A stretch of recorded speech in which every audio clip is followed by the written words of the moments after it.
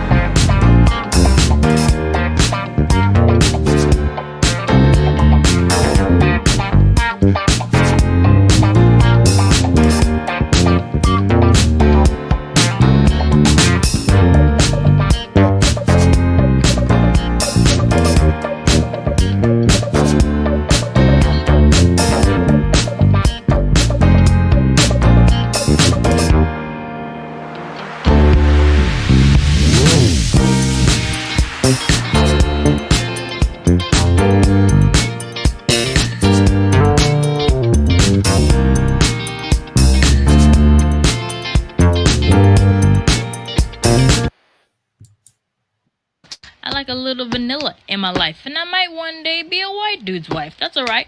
Yeah, I got a type. Some people don't like it, but the swirl is the hype. When I see a cute guy, I always gotta think, is he down with the brown? If he is, we about to link. And I ain't talking about the TikTok boys looking for clout, cause we can see right through the facade. Gross me out. I wonder, will he ever like me back? Imagine liking white boys when you're black, especially when you're from the south. The guys that like me are yeehaws with tobacco in their mouth. My celebrity crush, my little cinnamon bun. Ooh, Ooh, that boy's the one, and I'm still not done. I never met him, he never met me. If he ain't down with the brown, what he about to be? But I digress. Y'all never mind the rest. I just like what I like, speaking from the chest. But hit me up if you're looking for a black girl, cause you know that this girl is down with the swirl. I'm just saying.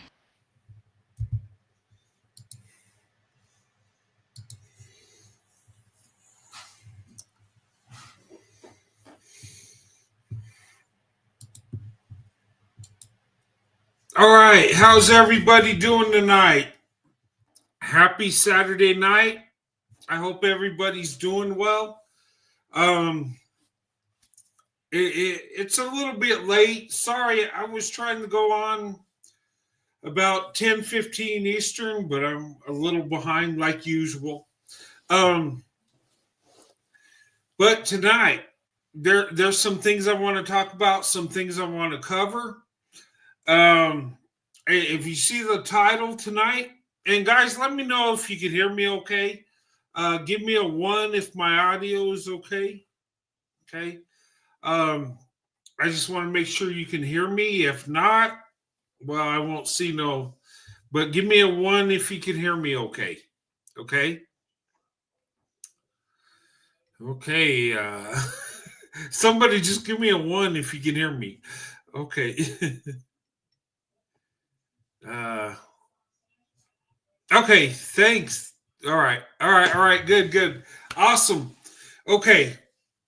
Tonight, I got two. This is like I'm covering 2 topics tonight. Okay. Thank you guys. Thank you, ladies. Thanks for the ones. I just want to make sure you can hear me and I'm not just talking. You just see my mouth moving and no words coming out.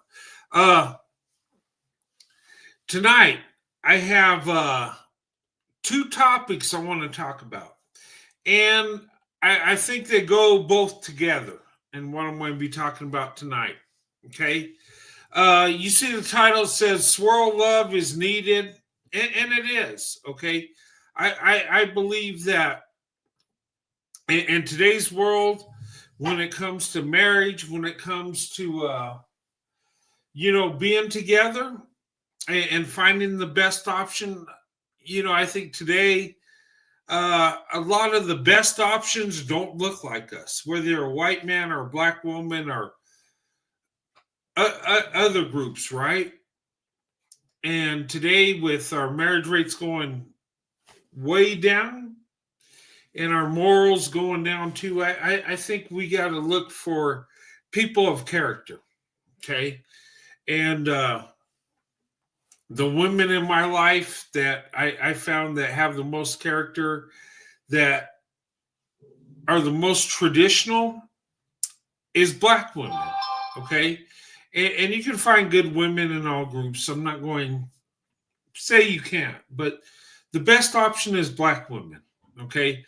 Based on my experience, based on the data, when it comes to marriage stats, we're finding out that black women are the best option for black men and white men, okay?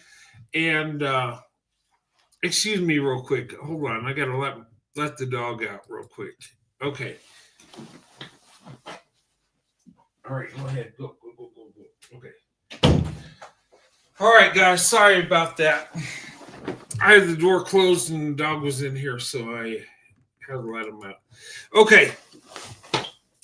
But anyway, okay, to get the best option in today's world, we got to search for character. We got to search for who is the best fit. Okay. And if you're traditional like me, you got to find somebody traditional. Okay. When it comes to women, the best option for me, okay, when I look at a woman's character, when I look at a woman's love and their loyalty, I found black women are the best option. Okay. Hands down. All right. And I don't just say that because I'm married to a black woman. It's been proven in my life that black women are the best option. Okay. And I look at the data and I'm finding that out to be true. Okay. Um, and I'll tell you a little bit about my story after I show these videos. Okay. And and after I talk about swirl love, and look, swirl love is only good when you can take it to investment. Okay. I'm not down with the swirl to see what it's like and see what black women are like to be with and the curiosity. I'm all for taking the swirl to investment. And if you see the title of my channel, swirl to investment means taking your interracial dating to marriage, being down with the swirl all the way to marriage. Okay. And in today's world, people swirl for different reasons, right?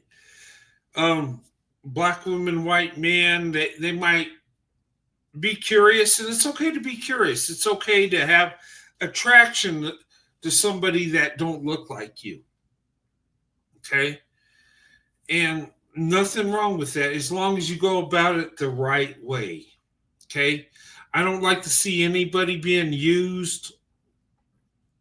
Okay. And a lot of times, us white men were accused of being fetishizers. Okay. That's a popular thing that is pinned on white men. Okay. If they're interested in black women, it's all about lust and the fetishization. And, not saying there ain't white men that won't fetishize black women, but, truth be told, there's a lot of white men that just love black women. There's a lot of other non-black men that love black women, and they just want to be with black women. They want a relationship, and they're coming with true love. Okay. But a lot of times, that the narrative is being pushed that it's a white man that loves black women. It's about lust, and he's fetishizing you, and he's trying to exploit you. And, that ain't true. Okay. For some men, it is because we got creeps in every group. Okay.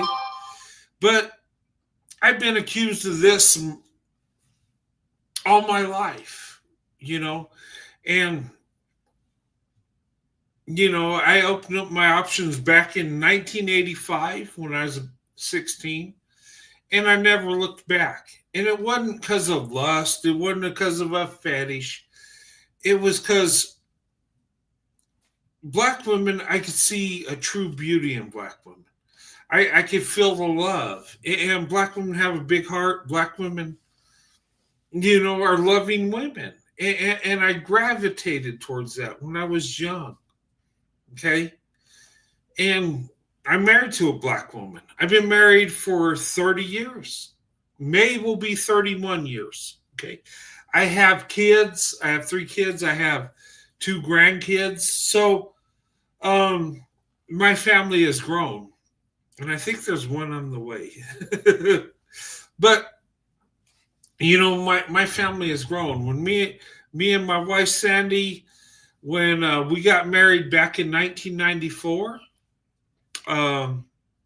it was an exciting time for us.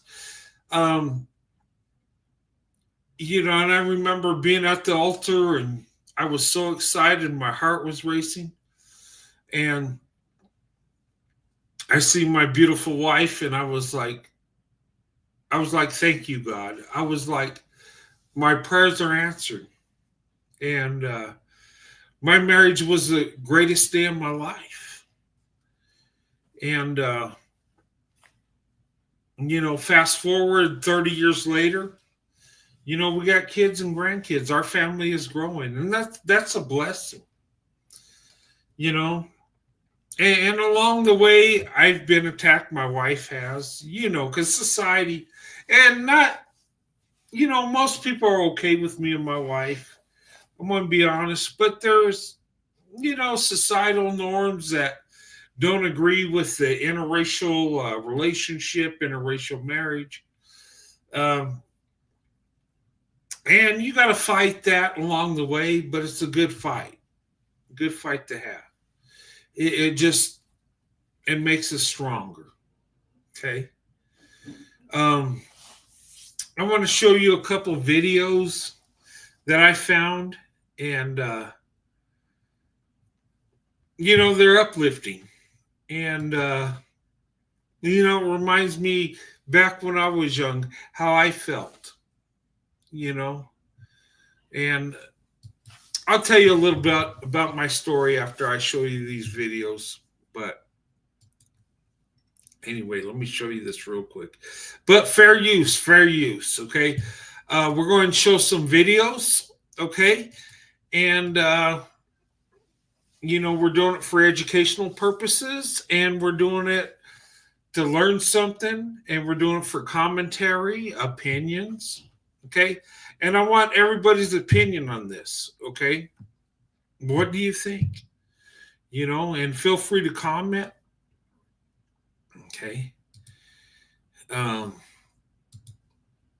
It's good to see you, ladies and gentlemen, tonight. But let me show you this video. This video is really nice. I got a couple of young people swirling, and hopefully they take their swirling to investment. Okay. I'm gonna love you forever, forever and ever, amen. Let's play that again. It's gonna be yours until the day that I die. Oh, baby, I'm gonna love you forever, forever and ever, amen.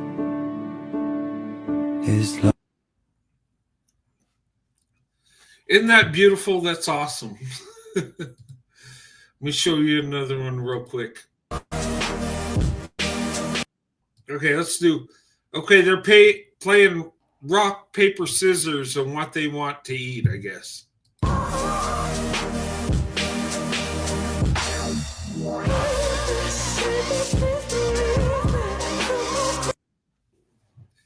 Yeah, you see that video? Of course, when you're in love with a black woman, she's going to always win. Even if you win, you're going to give in and do what she wants, right? And this is a cute video. They're playing rock, paper, scissors. He wants tacos. She wants ramen. He wins, but what do they eat? A black woman always wins, right? And when we love black women, we always go and make sure black women win. Okay, let's play this again.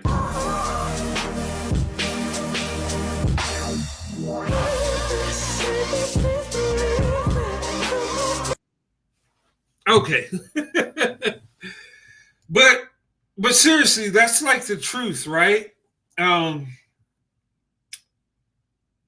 It's a cute video, but really, if when it comes to me and my wife, what I want to do and what she wants to do, because I love my wife so much, I'll let her have her way, because my wife's happiness is more important than mine. Okay.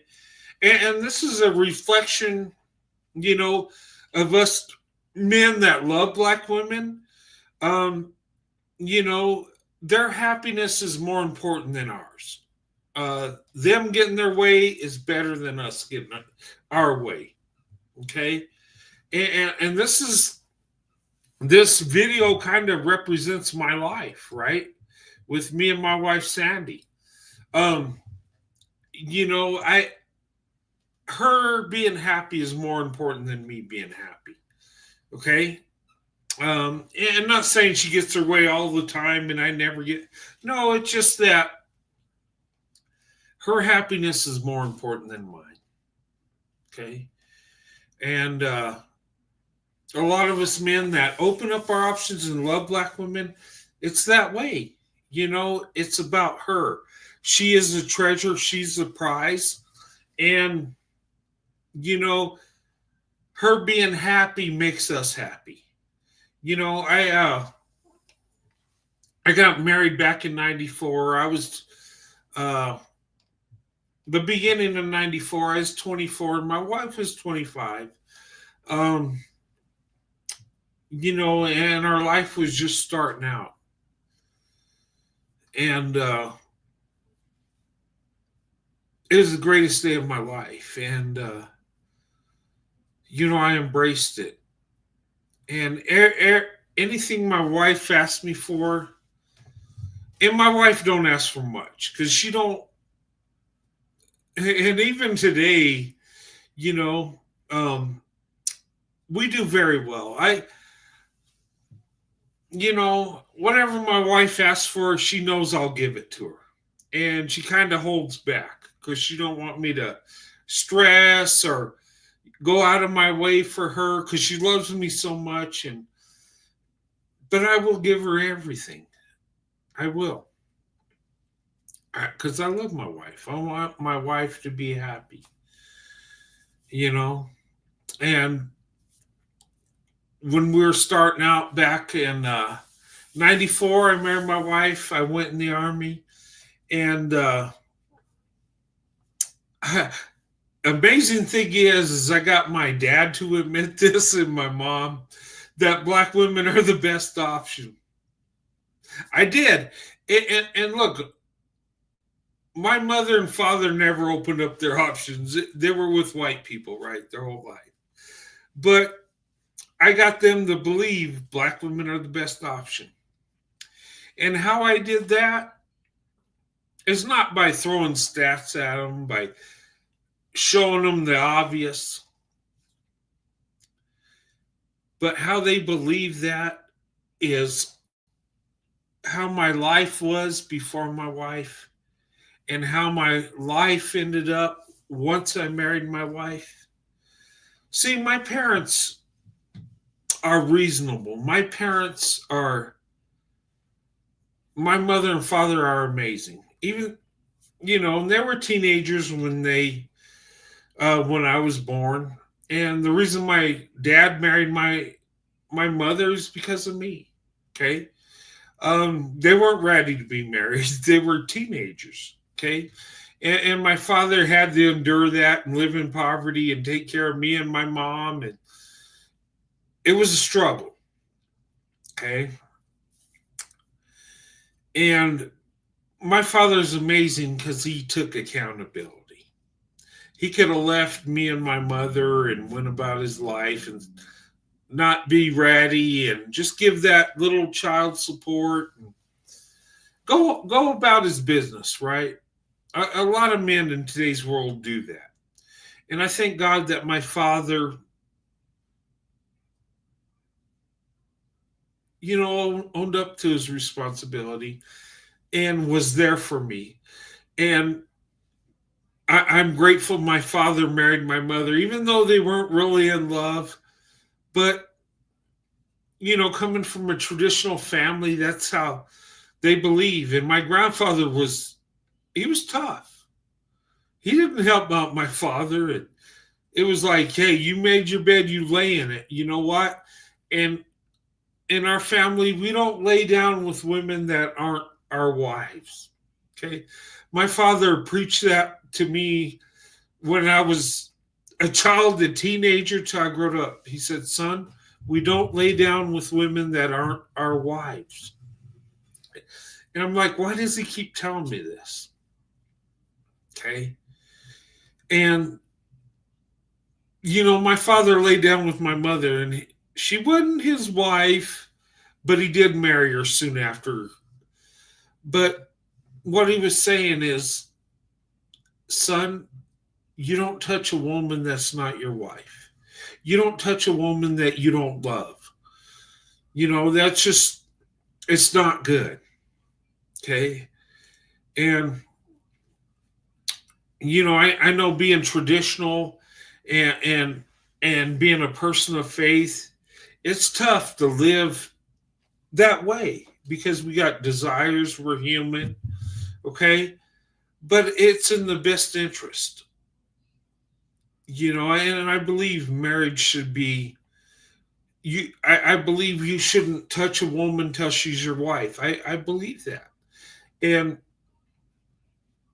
from what I've seen in society, and even looking at my family history and even my history, it's better you wait, okay, to where you have true love.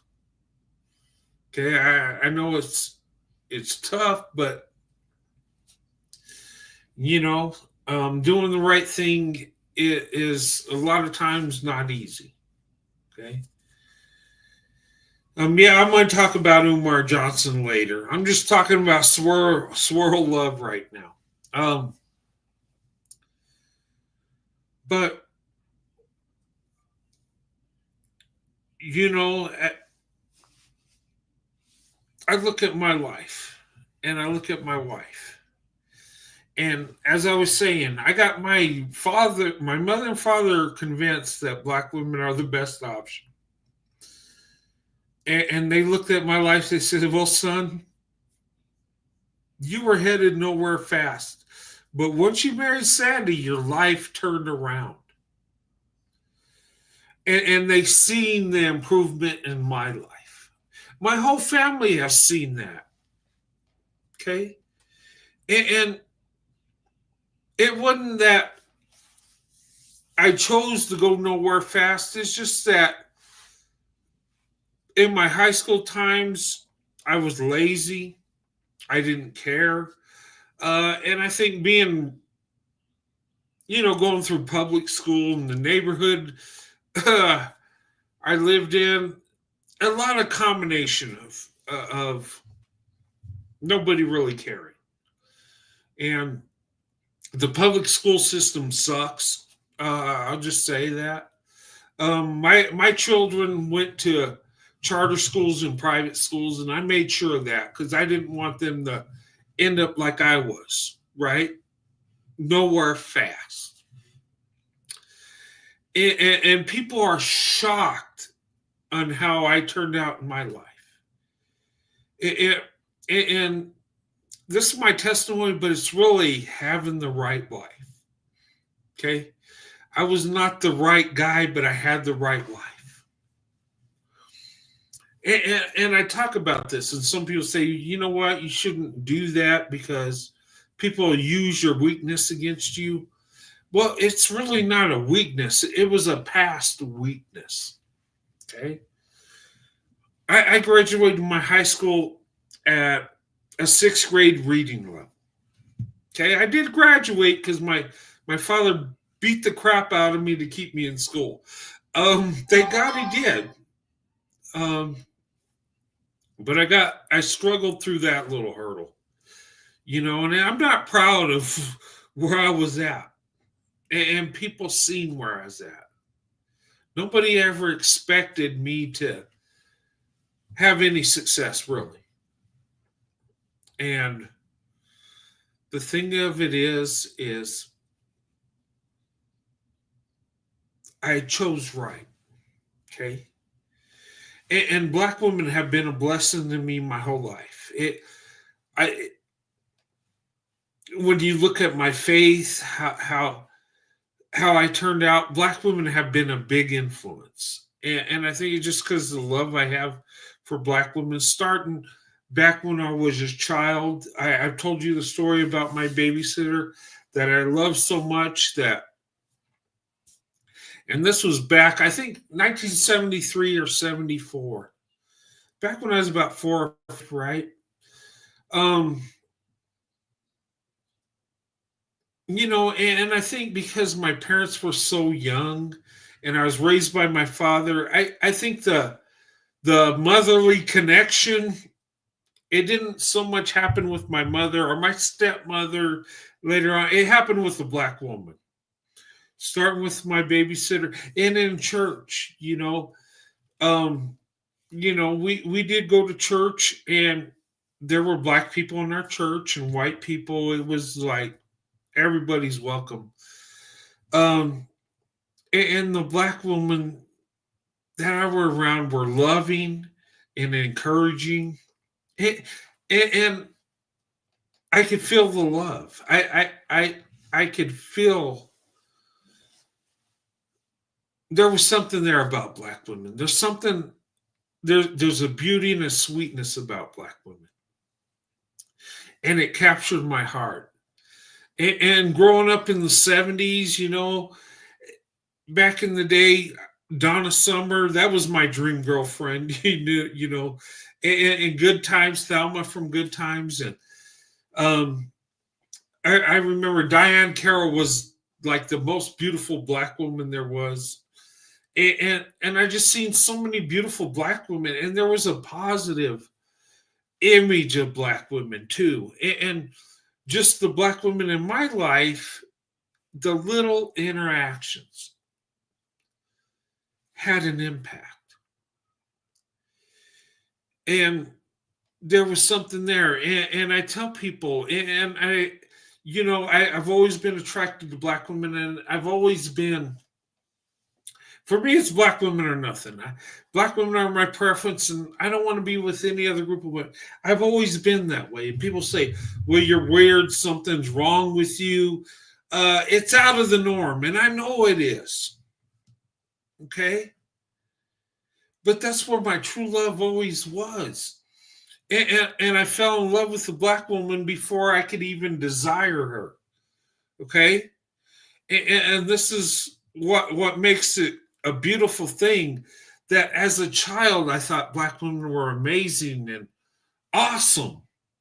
And I wasn't even thinking about how their body shape was or any of the desires a man would have, because I was a child. And when you're a child, you know that there's a purity to it. There's something, a child's love is true. There's no corruption in it. And that's where my love for Black women began at a young age. And I've talked to white men that are married to Black women that feel the same way I do. And it's something that impacts you early at a young age. And ladies, if you find a man like that experienced what I have, and you come together, he'll love you forever. Because I believe that love is pure. Now, not all white guys, we're very rare, okay? The white men like myself and other white men that grow up just loving Black women, like that have a pure love, okay? A lot of men, white men, they're, and maybe because they have a more structured family deal where their mother, they love their mom, and the white women are the women they desire, and so they don't.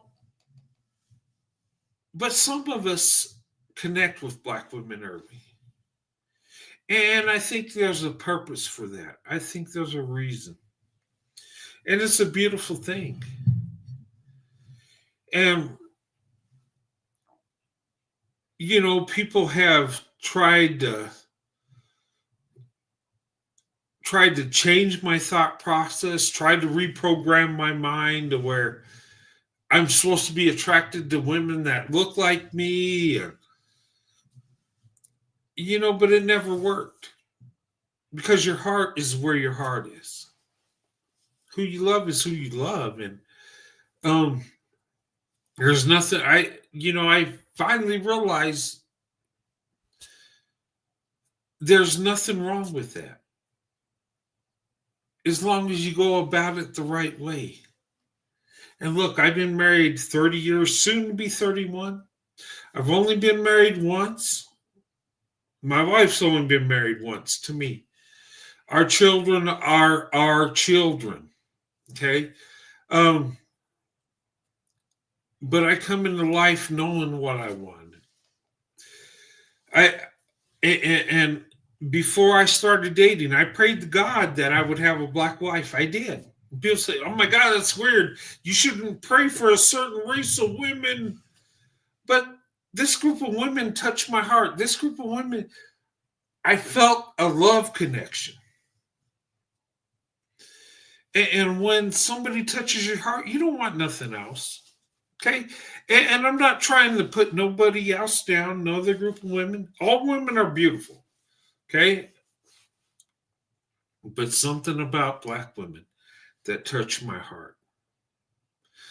And I tell you, that babysitter, and my mom said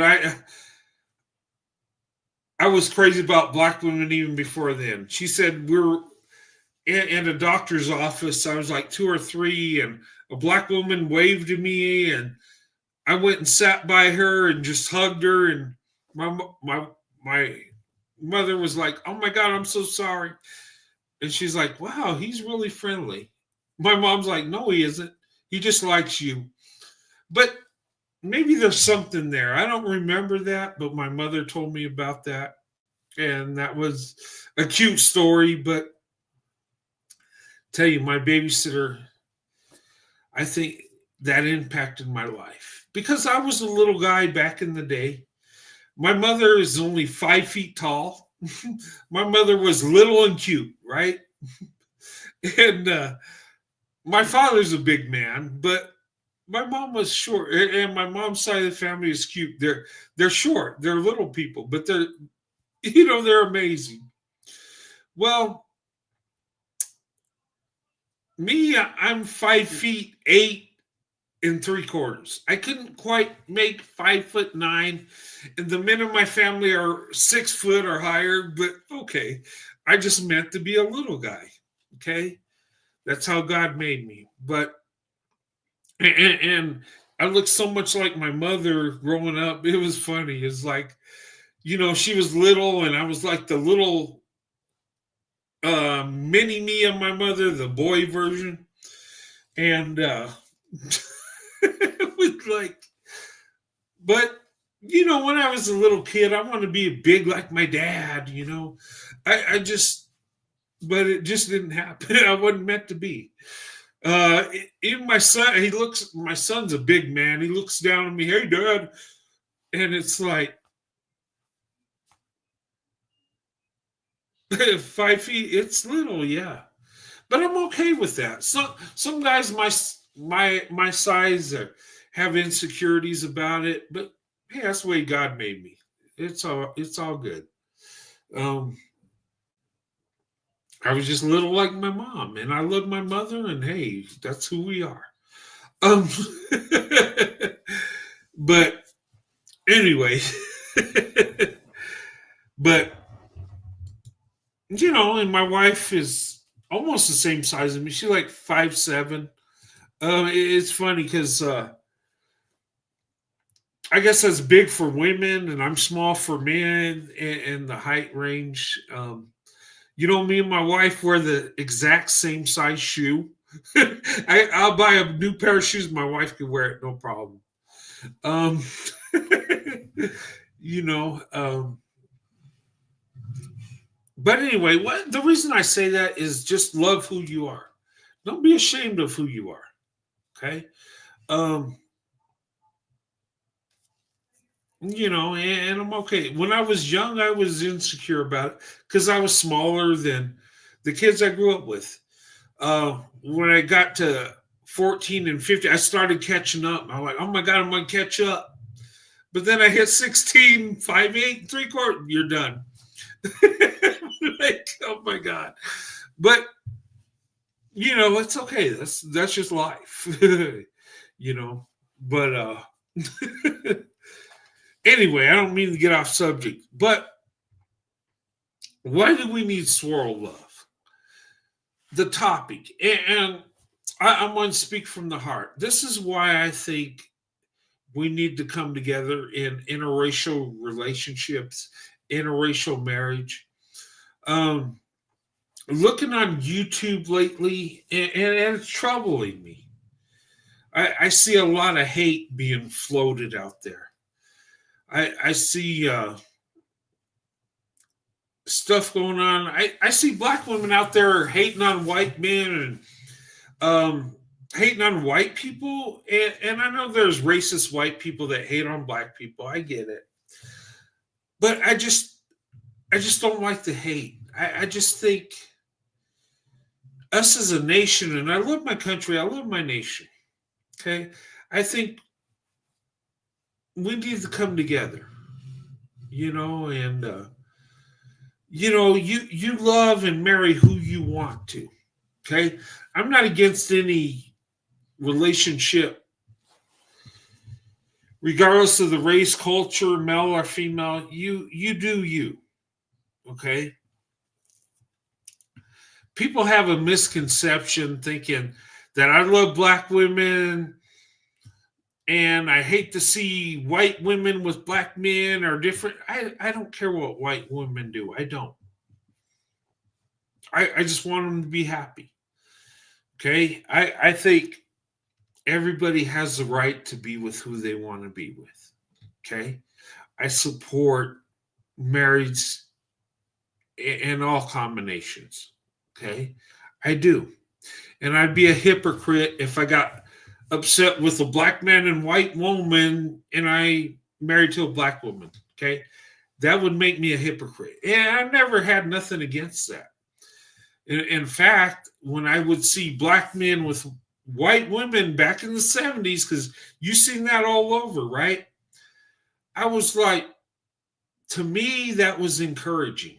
To me, there was hope. Because if this black man can be with a white woman, when I become a man, can I be with a black woman? That's how I looked at it, logically, right? So it's an encouragement.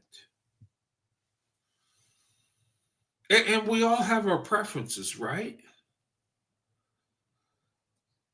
So I was so focused on black women my whole life, I didn't care what anybody else was doing. And that's a beautiful thing because you're focused on who you love, right? And that's how we should be. Not be afraid of who you love. Don't be ashamed. White men, if you love black women, approach that black woman. Make it known you love black women. I don't keep it a secret. Look, I'm on YouTube and I love black women. You know I do. I say it all the time. And there's a lot of people saying, "Oh my God, okay, we know you like black women. We know you love black women. Why do you got to keep saying it? Why do you got to keep talking about it?" Well, why not? I think a lot of us white men, we don't express our love towards black women because now I'm not along with the norm. Okay, I'm my own person. I do express my love for black women. It's no secret. Okay.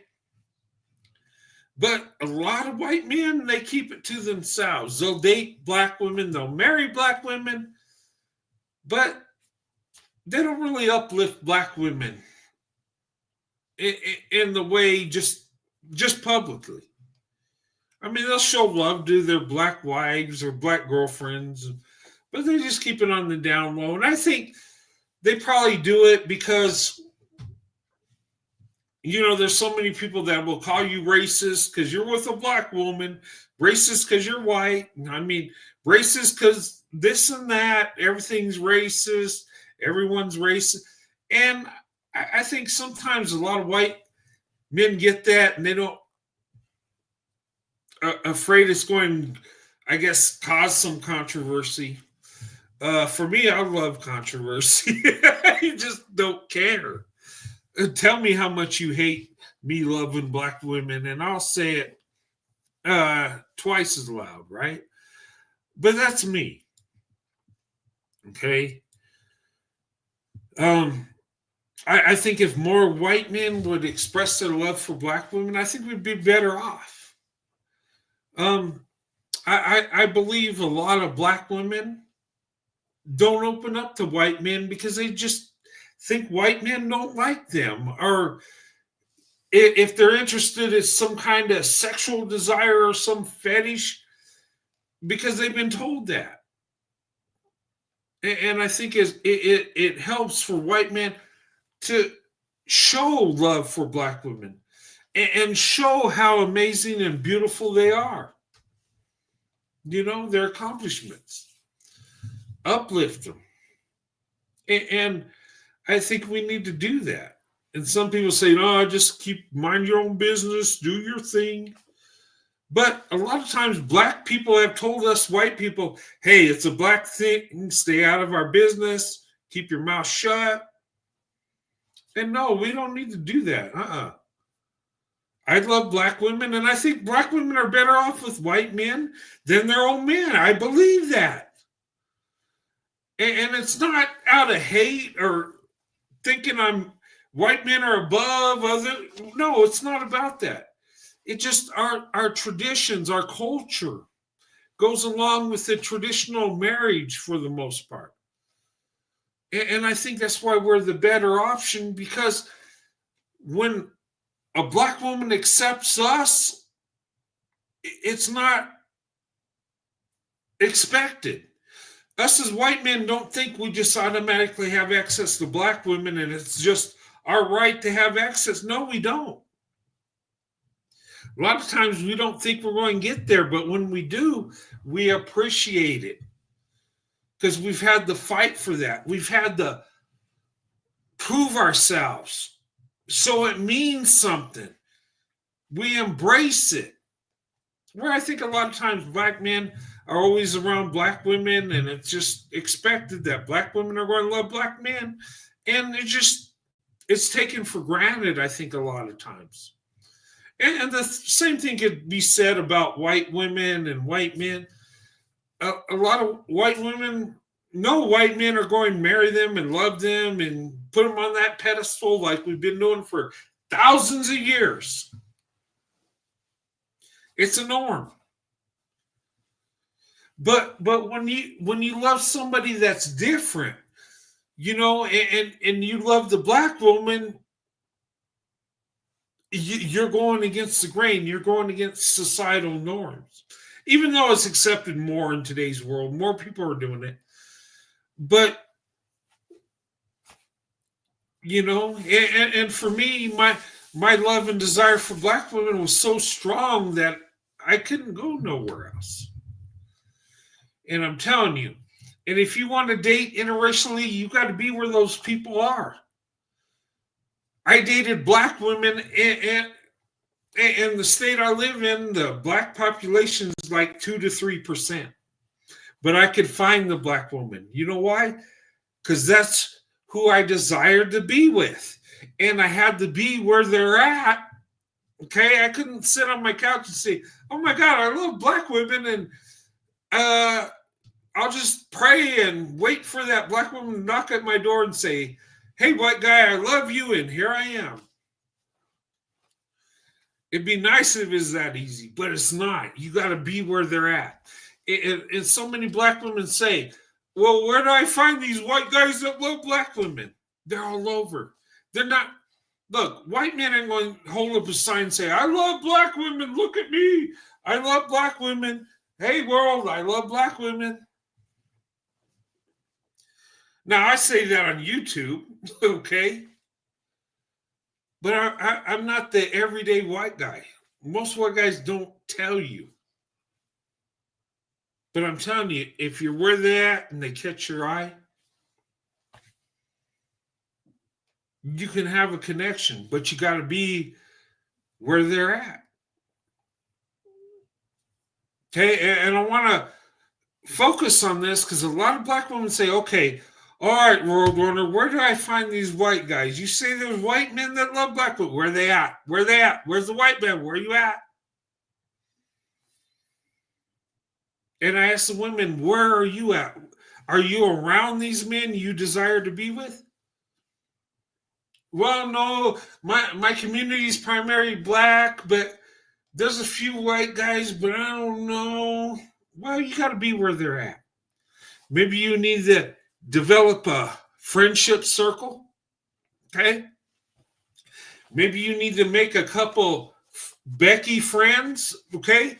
And believe it or not, there are some good Beckys that will be good friends to you. Okay? Becky has a brother. Becky has cousins. Becky has friends. And they're white. And if you're in the white men, I'm just saying. Now, white men, if you think you're going to get with a black guy to help you out with the black woman, that don't work that way. It's a different scenario. Usually black men aren't interested in helping the white man get with the black woman. I'm going to be honest. And if you have friends that are black men, that if they're okay with you with a black woman, they just whatever, they don't care. But if some feel some kind of way, they'll kind of sabotage you. Look, I've been sabotaged. Oh my God. Okay. You couldn't bowl for Becky's anymore. I never bowled for Becky's. Look, I never did that. Look, I'm going to be honest. I dated 2 Beckys and it went nowhere fast. And that's because somebody told me I was biased and, and something was wrong with me. And I tried to have the same feelings with white women I do with black women, but it didn't work. I tried. And back in the day, I tried to be like everybody else, but it didn't work. My heart belongs to the black woman. What can I say? But that's a blessing. That's a good thing. Okay? I didn't see it that way back then. I just thought, oh my God, well, I should love all women, right? Don't want to be biased. Don't equal opportunity, right? Not with love. I'm extremely biased when it comes to love. It's black women or nothing. But that's who touched my heart. I couldn't bowl for Becky. Yeah. Anyway, what are the videos I have? Okay, this is a black woman and she's speaking about black men, and tell me what you think. Women really are in big trouble. Like, she says black women are in big trouble. Black women are users and begging. Okay, let's see. No, because black women really are in big trouble, like for real. I deleted the video I'm going to be talking about because it was a bunch of men in the comments coming for me. But I'm going to say this. Black men specifically were so upset because a black woman, me myself, said that if I have enough money to take care of myself, so I expect the person that I'm in a relationship with and planning to get married to should be able to take care of me. And black men just were in the uproar under that video about that. They were saying that I was begging and I can't take care of myself. Mind you, they don't know how much money I made. If they knew how much money I made, they wouldn't be saying that. But I'm not going to expose my hand to prove a point to no men in my comment section. Off a video I'm going to get paid for. Then what made me realize black women are really in trouble is the fact that white men were under that video as well, saying this is why black men don't date black women.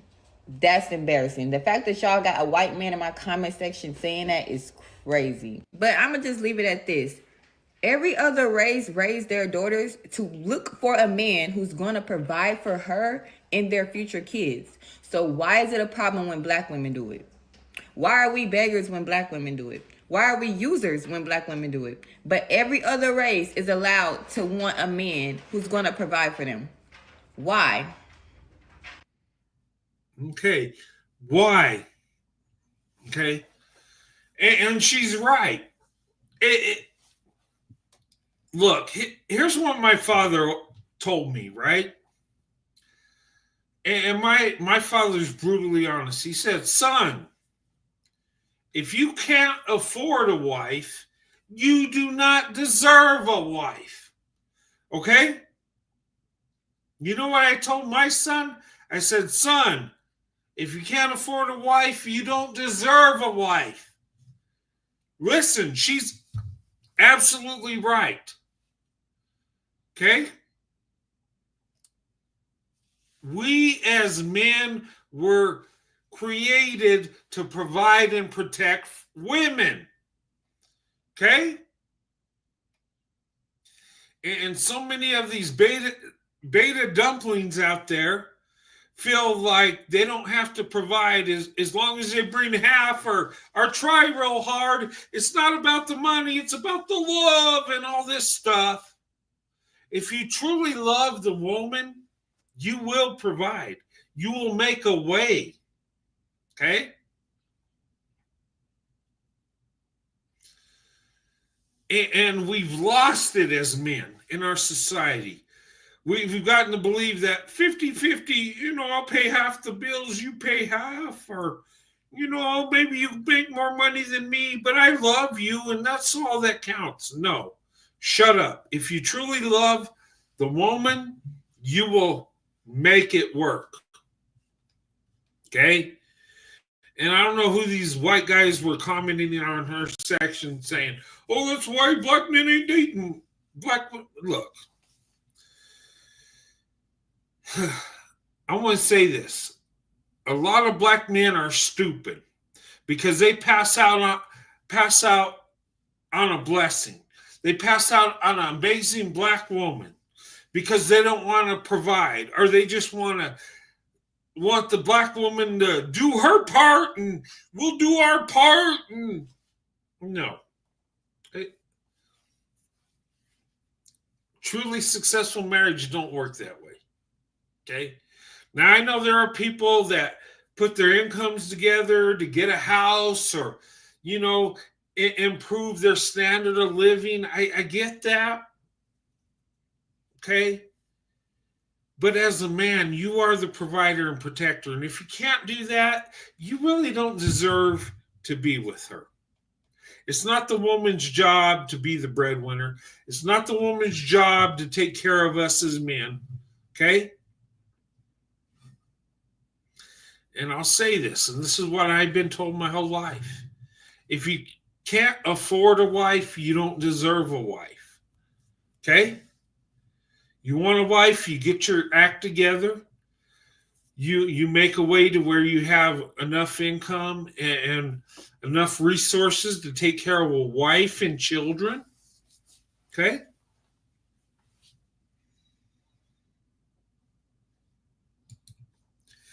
That was mostly likely black men pretending to be white men. I believe that. Yes, I think so. Because they're chameleons. They can be white men, white women, black women. Yeah, it's probably true. But look, traditional white men would never say that to this young lady. We would totally agree with her. Okay? I'm just saying. But anyway. Okay. Now, just food for thought. Now, this young lady, okay, she's going to be talking about going to having dinner at a bar or something, and there were men around, and the white guy approached her. The white guy got the number, and the black man was upset. Okay, but let me show this real quick. And I went straight to the bar because I'm single. Okay, this young lady has a TikTok channel. She's pretty amazing and stuff, and but she shares her experience. Okay, and just listen. The man got angry at me for giving the other man the phone number. Okay, you snooze, you lose, right? I went to Olive Garden to go and have some lunch. I came in, I went straight to the bar because I'm single. So I go to the bar to go and have my lunch. I'm the only female sitting at the bar. Everybody there is what? All men. So men of all different races. So we're all just having general conversation. I got the bar lively. Everybody's having just a great time. I'm jumping from one topic to the next. The men are just all a vibe. They're like, oh my God, it was so dead before you came in here. But since you came in, oh my God, you have livened this place up. So that's just who I am. I'm a lively personality. So then In the end thereof, there was this guy who was sitting to my right. The guy sitting to my right was a black man. There were two guys sitting to my left who were white men. And so in the end thereof, once the two white guys paid for their check, one of the white men got up, he came over to me, and he sat down to me next to me for, a couple of minutes or whatever. And he was like, hey, can I, get your phone number? Maybe we could catch up later and maybe do dinner. So I ended up giving the guy my phone number. After I gave him my phone number, he was on his way. That was that. So then I turned back around to my left. The black guy must have gotten so angry that he had paid for his check and zipped out the restaurant because I had turned to talk to the white gentleman. Well, the white gentleman is the person who came from where he was and came over and approached me, asked me for my phone number. At the end of the day, if you wanted my phone number, you should have asked me for my phone number first. You let another man come over here and get the phone number. So it's not me who is at fault that you have left perturbed because everybody seemed to have like general interest or whatever. It was just great conversation. I think he was 38 hot and he was just out after that. Because at first, before he was ready to leave, he had ended up buying another drink. Maybe like 10 minutes before, he had bought another drink. He's like, well, I was about to leave, but you know what? I'm having such a great time. I'm gonna go ahead and buy another drink. Okay, great. We're all having a good time. So for me to turn around and he be ghost just like that, that tells me he must have wanted to ask for the phone number, got perhaps angry because the other guy asked me for my number first and he left. That is not my fault. That is not my fault. If you want the phone number, you got to say something. You can't just be sitting there and all these other people are talking to me and think I got telepathy or I'm supposed to do something in order for you to ask for the number and make the next move. You know what I'm saying? Hey, it's springtime and I'm a vibe. All right. I love you guys. Ciao. All right. Ciao. You're better off with the white guy. But hey, look, that's an example. And let me tell you, white men, listen to me, okay? You're going to see on social media black women hating on you because they're pro-black and white men are the devil. But there are a lot of black women that don't believe that. That will date you, that will connect with you, okay? Look, I've heard the hatred rhetoric and the us against them garbage, but really there's a lot of black women that will open up their options to you, date you, okay? You find a good black wife. I did. Okay, I've been blessed. You just got to go for it. And I want to show you this video because, look, I think she'd been okay with a white guy, black guy. She's probably just having fun and just wants a good man, right? Well, the white guy made the move. He took his shot. The black dude was, he hesitated. He lost. Okay? Look, white men, you want to be with black women, you don't waste your time. Take your shot. Be respectful, though, okay? Black men can approach black women and get away with a lot of stuff you can't as a white man. Okay? But that don't mean you have to sit back and not do nothing. Make your move. Okay? Go for it. You'd be surprised. There's black women that would love to date white men, but a white men ain't checking for them because they think, oh, they don't like us. I saw this black woman that says she hates white men and black men are the god. And don't listen to a few people. Okay? Make your move. Okay? And she's just telling you, hey, that black dude can't be mad because the white guy asked for her phone number. Who got the phone number?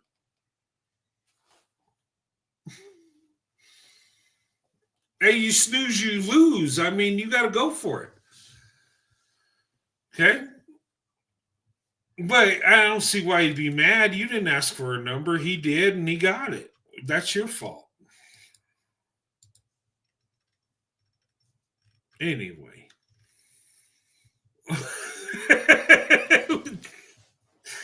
Okay.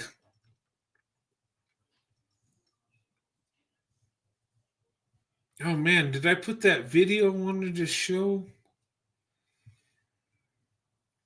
Oh man, I gotta find that video, guys. All right, let me show you.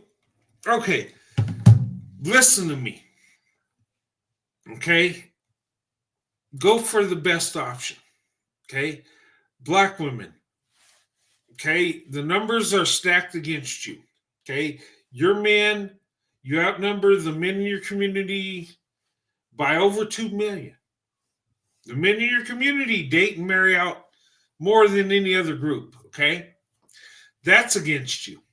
Okay, and I know black women get shamed for opening up their options, but ladies, you got to do what's best for you.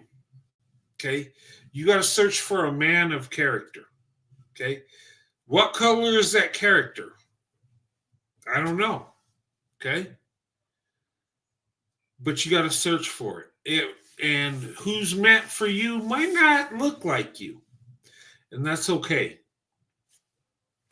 I found my wife, the love of my life, and she don't look like me at all. But I tell you, her love for me and having my back and being a part of my life has improved my life. Okay? Let me tell you something. My wife has been so impactful in my life. Okay? And other black women have in my life. I limped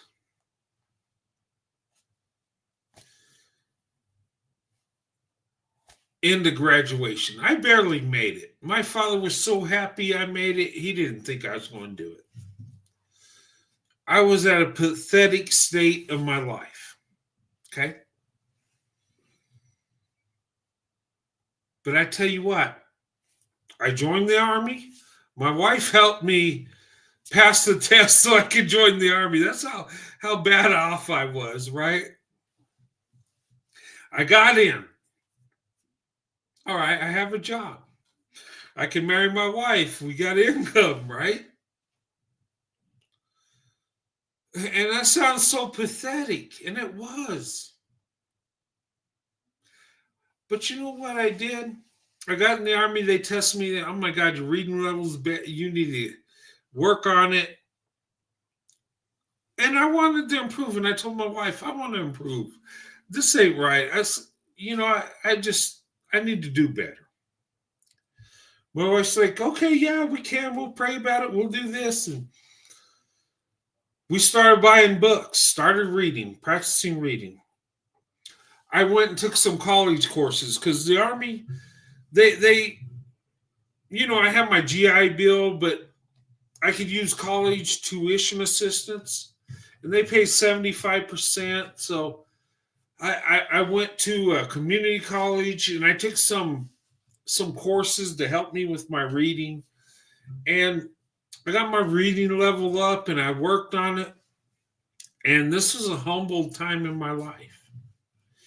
And I found within the unit I was in when I was in the Army, I told my platoon sergeant, my squad leader, that, hey, I'm lacking. I'm trying to improve. And when I accepted that I failed in this area and I needed help, when I could have that humility and do it, it was amazing how many people around me that love me helped me do better. My wife was there.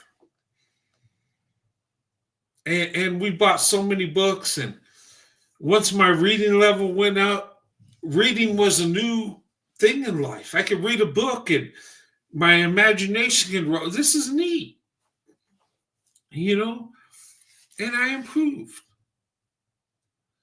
And through the Army, the things I've learned helped me, the career I have now.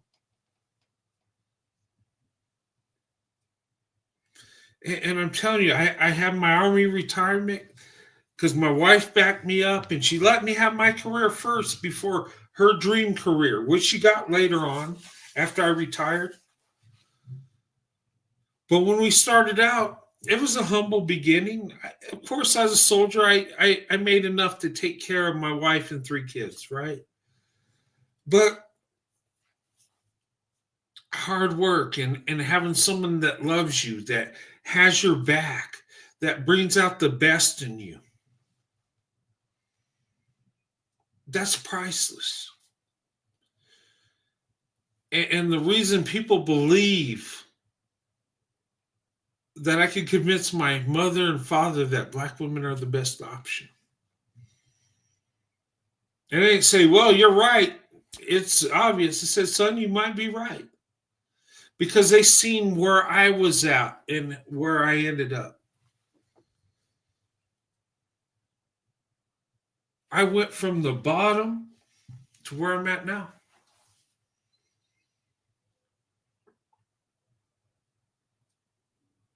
And I tell you, once I got out of the Army and the education I had and what I learned from the Army, and my wife, what she's, her education level,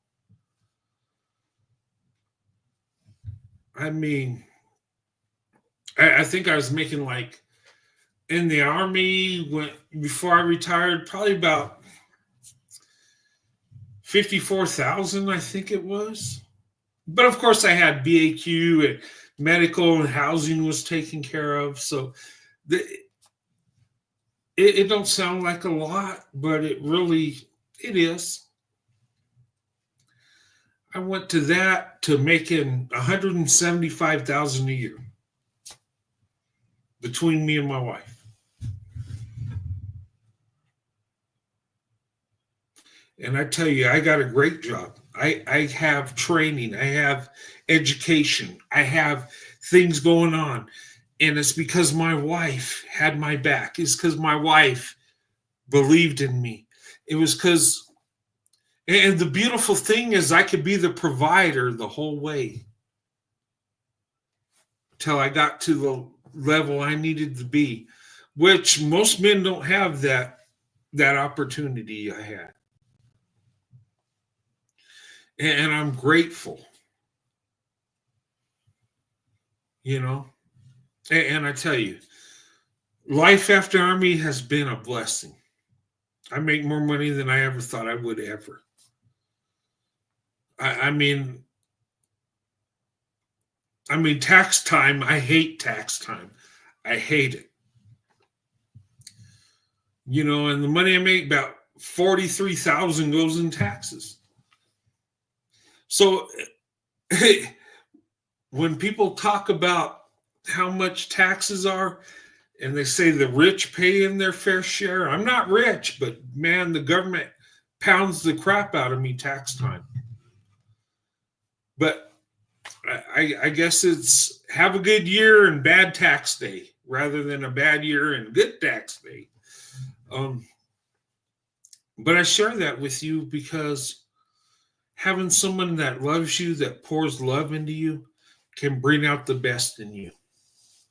That can make you believe there's nothing you can't do.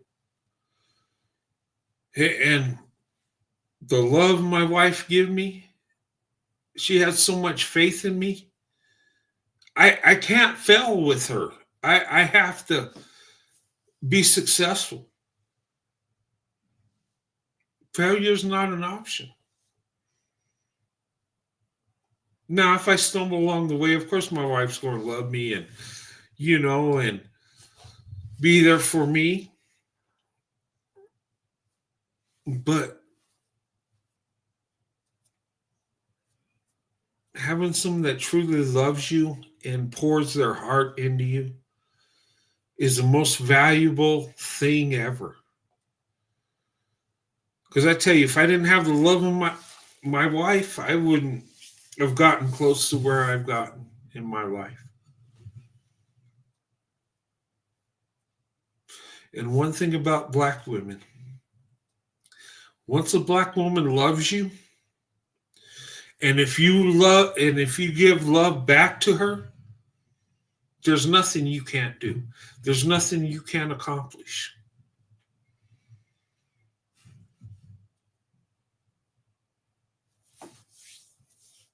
And the amazing thing is, my wife always had faith in me. Oh yeah, you're going to reach your goal, and when you do it, we'll celebrate. Go get that job you want. It's yours. Just get it. That's how she would talk to me. I'm like, wait, I got to do this. I got to get to here. I got to do this. But my wife has made me better than I ever thought I could be. And if you ask me who the better half is, it's Sandy. There ain't no doubt. And you know the beautiful thing is with her love and influence, she impacted my life to where I could get to where she's at. Where I could get, she was highly educated, I was low educated, but I got to where she's at.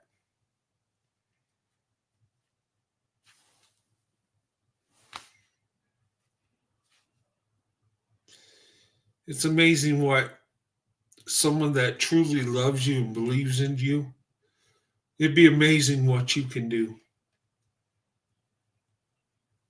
And the reason I'm successful is because my wife's happiness is my mission in life. And whatever I got to do to make sure she has everything she wants and needs, I got to do my best. And I think a marriage is something both the man and woman are blessed by it. But thank God. And look,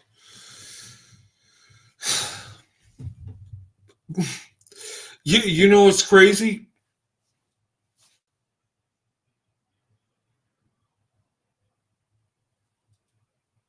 I told my dad, I said, Dad, I said, black women are the best option. I said, do you know the stats? Have you seen it? And he looked at me and says, wow, you know, maybe you're right because your wife turned you around. He said, I'm amazed. And my father broke down and says, I thank God for the wife you have, son. And my father's critical. He don't give you compliments. You have to earn it and beyond that. But that's a perfect example of what black women do, that they bring out the best in us. They make us better than we thought we could be. You want to know why black women are my preference? And you want to know why it's black women or nothing? Because they show me true love. From that babysitter that called me a big guy and gave me candy, that won my heart. And when I got in that bad relationship before my wife, and everybody looked down on me, there was a black woman that said, have faith, God's got a plan for you. Then I met my wife, and she accepted me for who I am, even though I was nowhere fast, even though my reputation was bad. She said, yes, I'll marry you. I love you.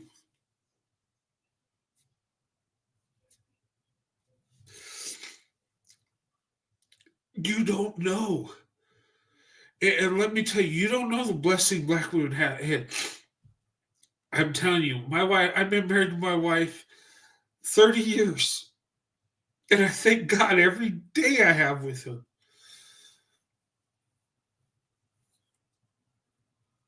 There's something about black women. There's something beautiful.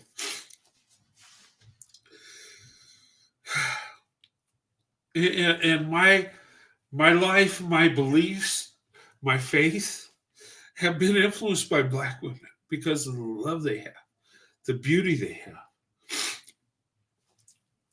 And I don't think one group is better than the other, but something about black women that just Something about their love. Something about, and I tell you, when I met my wife,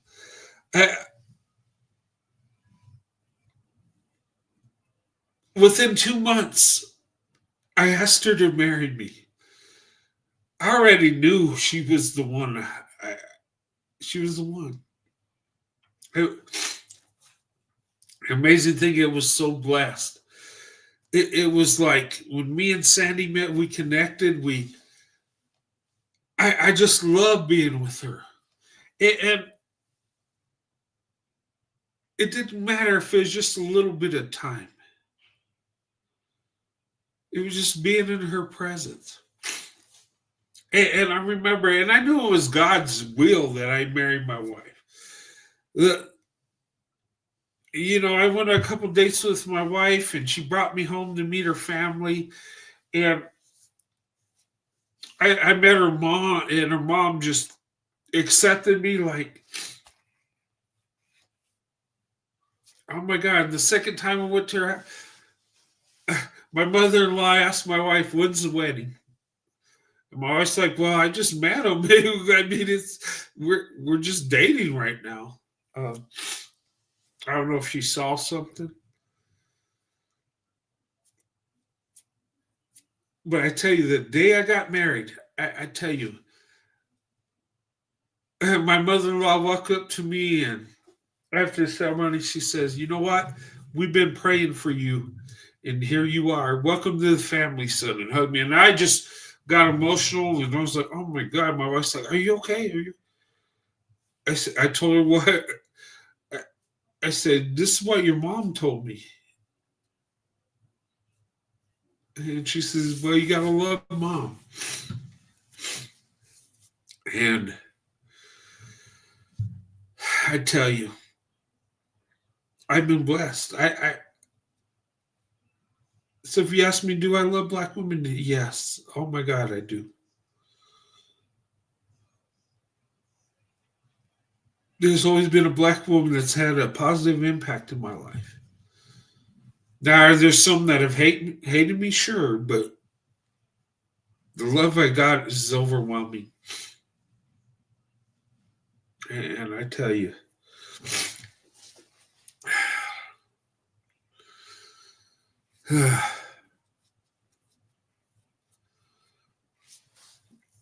but anyway, okay. But I tell you, my wife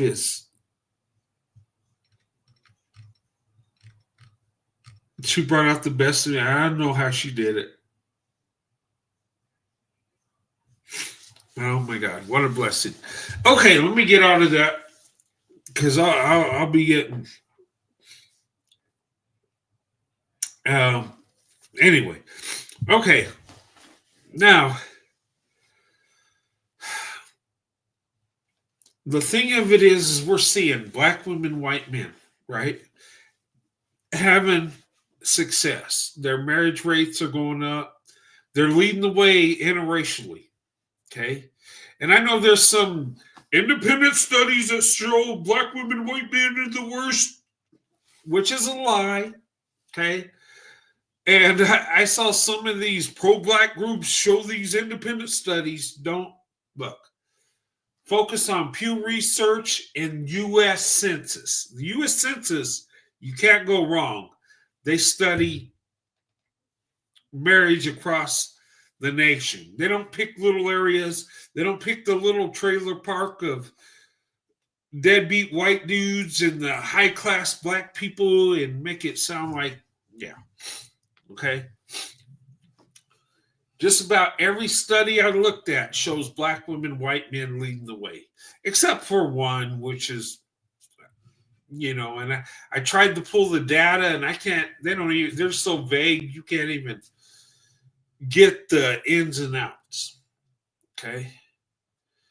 But we're finding out Black women and white men are doing good, okay? There's a lot of successful marriages. And I'm telling you, those of us white men that our eyes are open and we see the beauty in Black women, and they touch our heart, it's done. We don't want to let go. And we're staying married to black women more so than white women. Okay? And even though we got to fight the societal norms and deal with the haters and all this crap, we do better with black women. White men, we do. Okay? It's the truth. And why is that? I think because black women have a big heart. Black women are loving and loyal. And when a man loves the black woman the right way, he'll be showered with blessings. Okay? When you're with a black woman and you don't love her the right way, those blessings are turned off. And I think a lot of times men within the black women's community take black women for granted, and they don't know what they really have. They don't know the blessing they have. Okay? And I can say it's in many ways in the white community, a lot of white women take white men for granted because they've had it so good so long. And I think when black women and white men get together and we're used to putting in the work, we appreciate each other. We appreciate the love we get. And it's like putting two positives together, and it makes it even better. Okay? And I think that's what's happening. Okay? Now, I know people are different. It's about character and the love they have. Yes. Okay? And there's good and bad in all groups. I get it. But something's going on with black women and white men. It's like we're the work horses of our community. And when we receive the love back, we appreciate it. We embrace it. Okay? It's true. Okay? Now, that ain't for every black woman, white men relationship. Not everyone's going to be successful. I get it. But we lead the way statistically because we don't expect to get the love back that we put in a lot of times. And when we do, it's like, oh my God, this is amazing. This is awesome. And we embrace it. You know? And that's not to put nobody down. It's just what's happening. It's an observation. And you know, people are blown away because of how successful my marriage has been and how I went from nothing, going nowhere fast, to having success. And I owe it to my wife. I owe it to black women along the way. And the amazing thing is there something about black women when they see you hurting, when they see you down, that they just pour love into you? Is that what it is? Because that's how it seems it's worked for me. I don't know. I just know black women are amazing. And like I said, people say, well, Roadrunner, it's a fetish. You just fetish them. It's a lustful thing. Well, 30 years of marriage, okay, believe that if you want to. Being only married to one woman, having children with only one woman, go ahead, believe that garbage if it makes you feel better. But the truth of it is my heart belonged to the black woman back when I was 4 years old, and it'll belong to the black woman for the rest of my life. And thank God for that my eyes were open. Thank God I've been blessed. And look, people call me weird and whatever. I don't care. Because this weird guy is doing better than his peers that stayed race loyal, that their marriages don't last. But somehow mine did. Well, you got lucky. No, I didn't. I got blessed.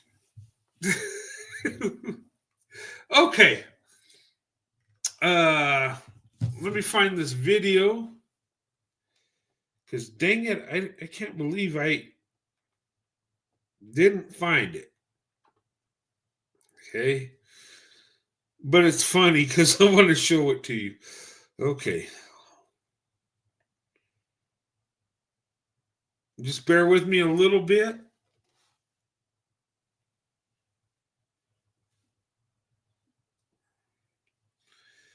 Okay. Oh, not that one.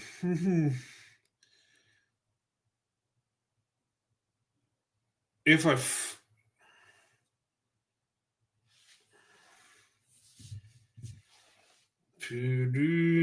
okay.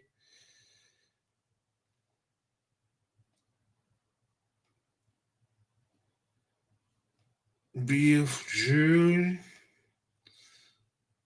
NS.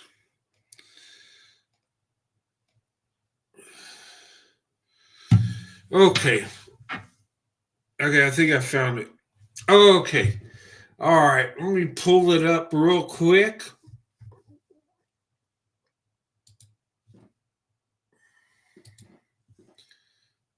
All right.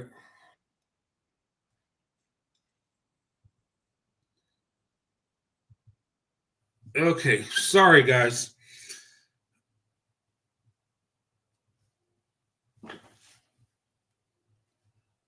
Okay, there we go. All right. Let me pull it up real quick because I got to show you this video. You're going to laugh.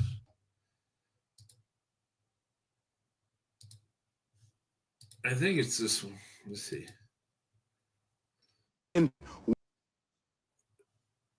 Okay, that's it. All right. All right. Now let's go into part 2 of the show. Okay. Now I got a little mushy and a little emotional, but hey, black women have shown me so much love in my life that, and my wife has brought out the best in me, and I can't help but, feel some emotion.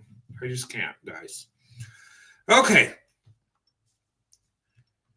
Now let's talk about this Umar Johnson. Okay. Now, okay, you guys know who he is. He's a Hotep hero. He's a Pan African. He's a black nationalist.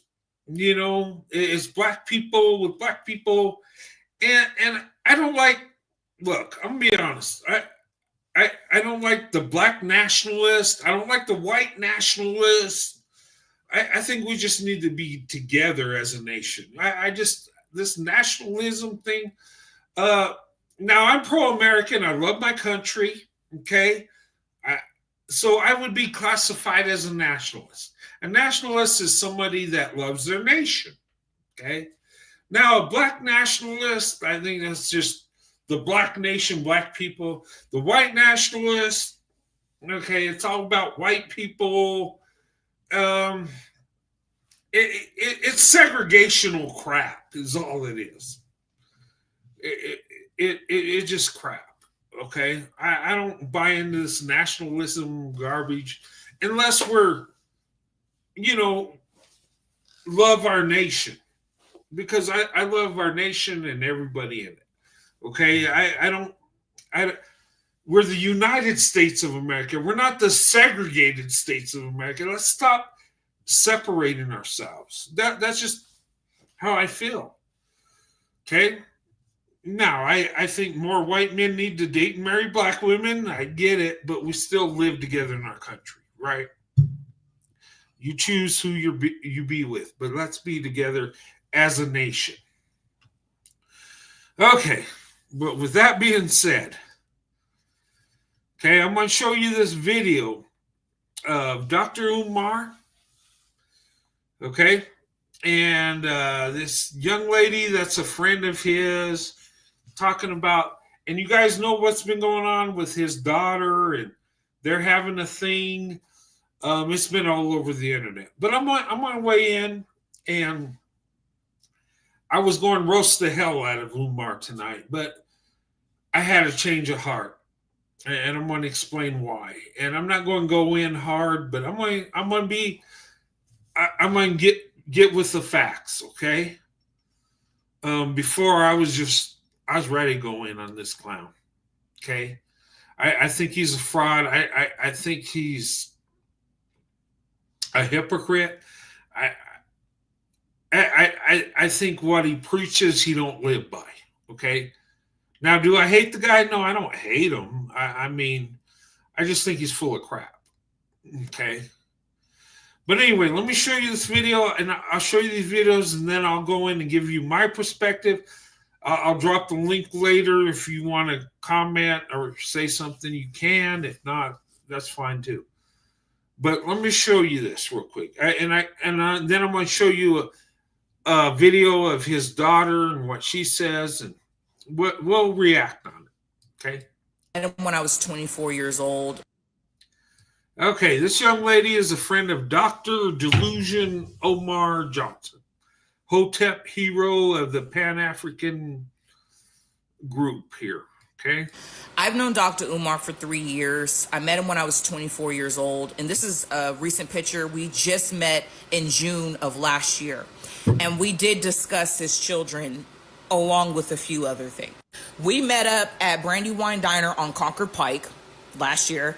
And because he wanted to take me out to lunch, and I kind of wanted to talk about just have a conversation with him regarding black content creators on TikTok and social media. So while we're talking, we talk about religion, we talk about racism in America, we talk about secret society.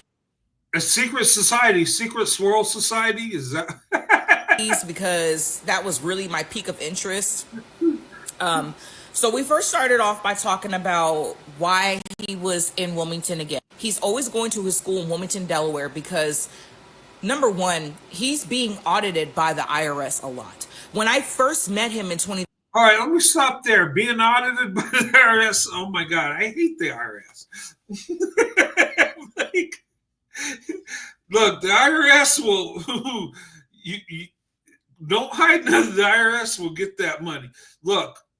I was audited a couple of years ago, and come to find out, I messed up my taxes, and I owed the IRS, get this, guys, $25, right? They came for me for that $25. And it was stupid because they put on fees and interest, and I think I ended up paying $30-some for $25, and I didn't care. Whatever. I made a mistake. It is what it is. But Umar Johnson, with the donations from the school, all that money, and you haven't opened yet? Yeah, the IRS, I'm sure, is watching Dr. Umar Johnson. Yes. Okay. Let me tell you about the IRS. They want their money. And what's going on now with people, with the government looking for waste and all this, they're going to come for you, Umar. You better have your ducks in order. I'm just saying, a lot of donations from 2005 to 2025 for this school. I don't know. The government's watching. Big Brother's watching. Just saying. 2022, he literally told me he was there because his accountant was caught stealing funds from the school. They were receiving donations for the school, and he was saying that his accountant was stealing money. So he had to fire that accountant, and the IRS was asking for proof, like where the money went. So he started commuting from Philadelphia to Wilmington, Delaware frequently, just so he could be at the school in case anybody shows up and asks why the school's not done or where the kids are at or what's going on. So when I met up with him last year, he was just coming back from the school when we had lunch. I guess the IRS is still asking him about the school because it's not done. Like, he's receiving money, donations, but there's no progress with the school. If you were to go up right now to the school, like, there's wooded boards on the doors, on the windows, there's weeds, graffiti on some of the buildings. Like, it's not in proper condition. There's no AC, there's no heating, there's nothing. Like, it's not, the school's not ready. When we were talking at the table, I started asking him a lot of private questions, like, were you married? Do you have any kids? He was telling me, yes, I have 2 daughters. One of them is a teenager, and the other one is maybe 7 years old at the time. So the child is probably 9 years old. So he was saying to me that the mother of those girls, or the mother of, I don't know if it's 2 separate women or just one woman, the woman or the women are taking him to court for child support because he's not an active dad. He's not in their life, and he told me that as well. He doesn't visit them as much as he should. However, he visits his mom a lot, and she's in Philly. So I just was confused. I was like, how are you talking about being a pillar and how black men are so needed in families today, but you're not even an active dad? He was not an active father. He said it. He confirmed it. I can back this young lady up. He did say that he was not going to be there. Yeah, robbed the money. They robbed me. The government, look, don't tell me I don't pay my fair share. And they said the rich will pay their fair share. Well, I'm not rich, but they, oh my God, 28 to 34%, that's a lot of money. Yeah, that $25. Yeah, that was, boy, they came for me for that $25 though. Now, if they're going to go for an everyday guy for $25, what will they go for Umar? His wealth, I looked it up, I think it's like 600,000. He's worth more than that. And there's something hiding, and I think the IRS knows it. Yeah, $25. They took me for that. Anyway, let's continue. And on top of that, he was saying that he would like to, in the future, every 2 weeks out of the month, go to Ghana. He practices Ifa, which is African spirituality. And we were talking about that for a while because I'm kind of versed in it as well. And so when we were talking, I was asking him, I was like, so you never got married? He said, oh, no, I never got married to any of those women. But he dated a lot.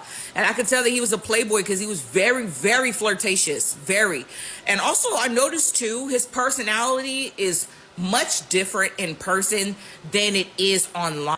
I'm not sure if it's because I'm a woman or something like that, but he's not as animated. He seems more hyped up when he's like on a podcast or online, really engaging. He was not as engaging in person. And I felt like that was interesting. I was having to ask him questions. He didn't really ask me questions. It's almost like we had lunch just for me to ask him questions. And I didn't really like that because it was supposed to be a back and forth discussion. And so we were talking about a variety of topics. He is extremely flirtatious. And that was the last time I met up with him, and probably the last time, because it was very aggressive because I'm in a relationship. And when I had met up with him last year, I told my partner, like, I'm going to go have lunch with Dr. Umar. He was like, what the fuck? So he was like, yeah, go have lunch and come back and let me know how it goes. But y'all, before I go back to seeing my boyfriend, on my life, when we left, I gave him a hug. He was like, He said, the women got to have booty. And I was like, what? He said, you got to have booty. If I'm talking to you, you got to have booty. Can you cook? I was like, yeah, I can cook. He was like, good. So you can cook and you got booty. And he was backing up from me. He said, He said, business before back shots. Business before back shots. I wish I was kidding. And mind you, I'm in a fucking relationship. So Oh, wow. So business before back shots. He told this young lady that. Well, that's no surprise. What does Umar Johnson always say? 5'5", thick in the thighs, business before back shots, all this sexual stuff, right? Answer me this, Batman. I just want to know. I was like, answer me this. How come when I say, I love black women are amazing, black women are beautiful, I'm called a fetishizer? But when Umar Johnson talks about 5'5", thick in the thighs, and he talks about business before back shots, the only thing Umar Johnson's thinking about is the poom poom. He's thinking about back shots. He's thinking about the thick thighs on the 5'5" woman, right? Nobody ever calls him out on being a fetishizer. And in the definition of a fetishizer, focusing on a woman as an object, focusing on body parts for sexual gratification. Isn't that what the definition is? And I want to tell all these stupid idiots that just throw out fetishizer towards white men that love black women, you better get your definition straight. Okay? I think people just say things, but yet this clown gets away. Oh, she's got to have 5'5" thick in the thighs. You know, talking to this lady that's supposed to be a friend in a relationship about doing back shots? Really? You're talking about doing sexual things to this young lady. Like what? But when a man is telling you what he sees, and he calls black women queens, right? Isn't he supposed to be one that loves black women? I think he loves having sex with black women. I think that's the only thing he really loves. The back shots and the thick thighs, yeah. Anyway, but just tell me, how come when I say I love black women, I'm grilled as being a fetishizer, being married for 30 years, but he can go have children with women out of wedlock, and that's perfectly fine, right? Just saying. What do you mean business before back shots, nigga? Like what? So he's laughing to himself and he goes back to his car because he was going to go back to Philly to go take care of his mom. And I was like, I can't see this fool again. Because what do you mean business before back shots? No back shots are being given. What? Because business before back shots, whose back are you shooting? Because it's not mine. The fuck? So extremely flirtatious. Very much so. I remember asking him too, like, are you and Suki Hana like a thing? Because I know she's from Delaware too. I was like, do y'all, are y'all fucking? I was asking him too. I was like, are you and Suki like a thing? Like you? Because I know she from Delaware too. I'm like, are y'all fucking? You got to be careful with those people from Delaware. Oh my God. Who's Sukiana? I don't even know who that is. I guess I don't follow Umar that much. I don't know. But he wants to do back shots with this young lady. Oh my God. Ladies, stay away from Delaware. Okay. Like, and he was like, no, we're friends. That's my girl. You know, she got her own. They're backshot friends. Own restaurant in downtown Wilmington somewhere. Sure. When you say to me, business before back shots, and you and Suki are just friends, highly doubt it. Because you got a big booty too. Anyway, I say all this to say, this young lady is telling the truth. He is a deadbeat father, extreme hypocrite, and huge flirt. This is not the black man you think he is. He's loyal. He got a wife at home. He take care of his kids. He's not that type of black man. Yeah, and don't Umar Johnson get on black men for not living up to their responsibility, and how the black king's got to be with the black queen and all this other crap. Don't you talk about how important the black family is? Because I know when I started this channel, I was like, I did a video on Umar Johnson, the first one I did. I was like, this guy is something wrong. Oh no, he's a good man. He's all about the black community and, you know, having families and the black man, black woman, and black children, you know, and yeah, but he's running around impregnating women and looking for back shots and not even spending time with his daughters. But I mean, I guess that's how you do it. I don't know. I guess that's how the King Kong consciousness does things. Like, wow. Okay, let's bring this off, but let's get Umar's response, because you know he's got some wisdom he wants to tell you, and I got this video. Let's listen to him. He's going to speak about what black men want. Okay, maybe we need to listen and get the real feel of what's going on. Umar, tell us what black men want. And want to. I got a cat that be around FDMG. What's that? Say that again. Black men want to. I got a cat that be around FDMG.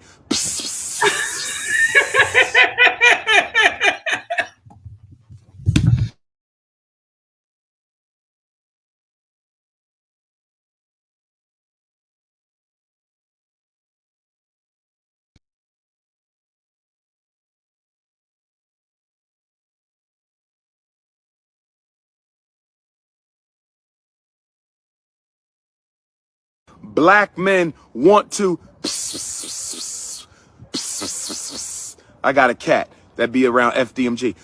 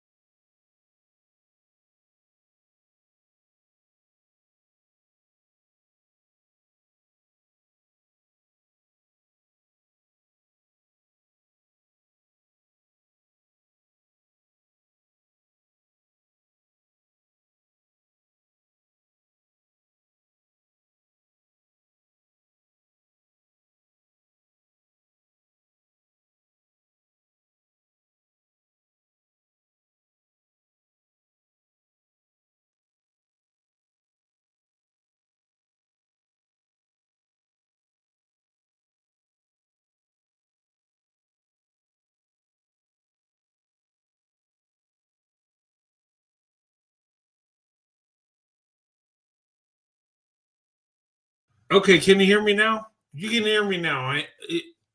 Okay, can you hear me? Give me a one if you can hear me. Okay, good. Okay. Okay, Umar, explain what black men want. Once again. Black men want to. I got a cat that be around FDMG. He's speaking cat language. Brothers, keep a cat in your house. You got to keep a cat in your house. Keep a cat in your house, guys. Okay. His university is what? FDMG, right? Frederick Douglass, Marcus Garvey. I know who Frederick Douglass is, but Marcus Garvey, I had to look him up. He was a Pan African, a Jamaican, what you call it, activist. So I get where he falls with him, but yeah, I don't know where Frederick Douglass gets in him. FD MG Academy, yes. Okay, but I got an idea, Dr. Omar, because I don't think you're like Frederick Douglass or this Marcus Garvey, which I don't know nothing about, but I think the two guys that would be best to reflect your academy is, and I'm going to say RMDB Academy, RMDB, Ronald McDonald Bozo Academy. How about that? That because you're a clown.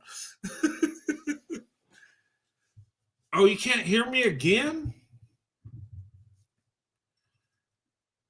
Oh my God, what's going on with my sound? Okay, let me do my audio.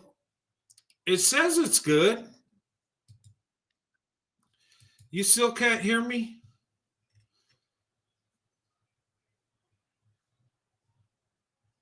No sound? Are you serious? Okay.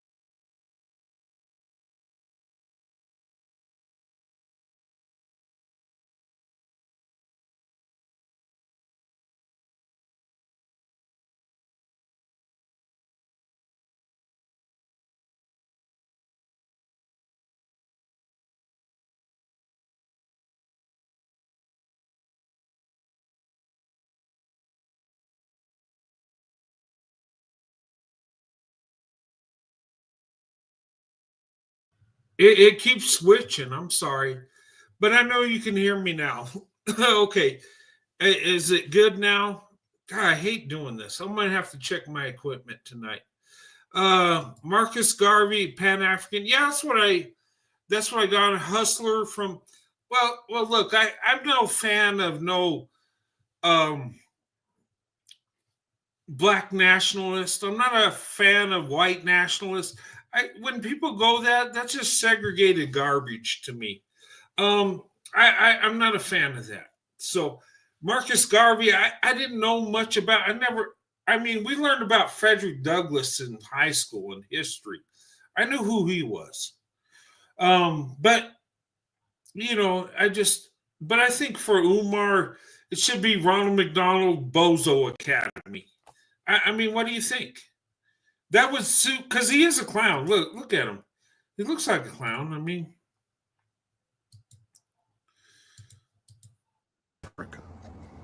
Cats are very spiritual.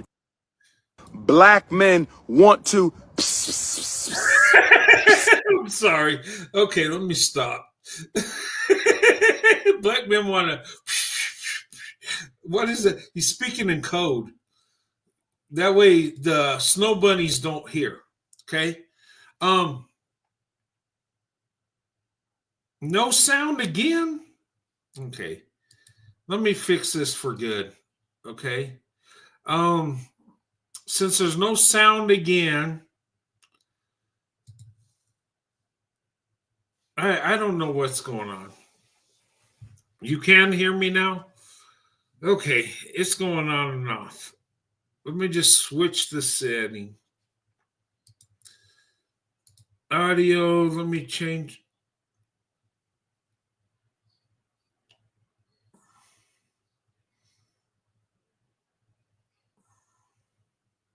Okay, but it looks good. Okay, so I think there's a delay. Okay, it might be a delay. That's probably what it is. Because on my end, it says the sound is showing the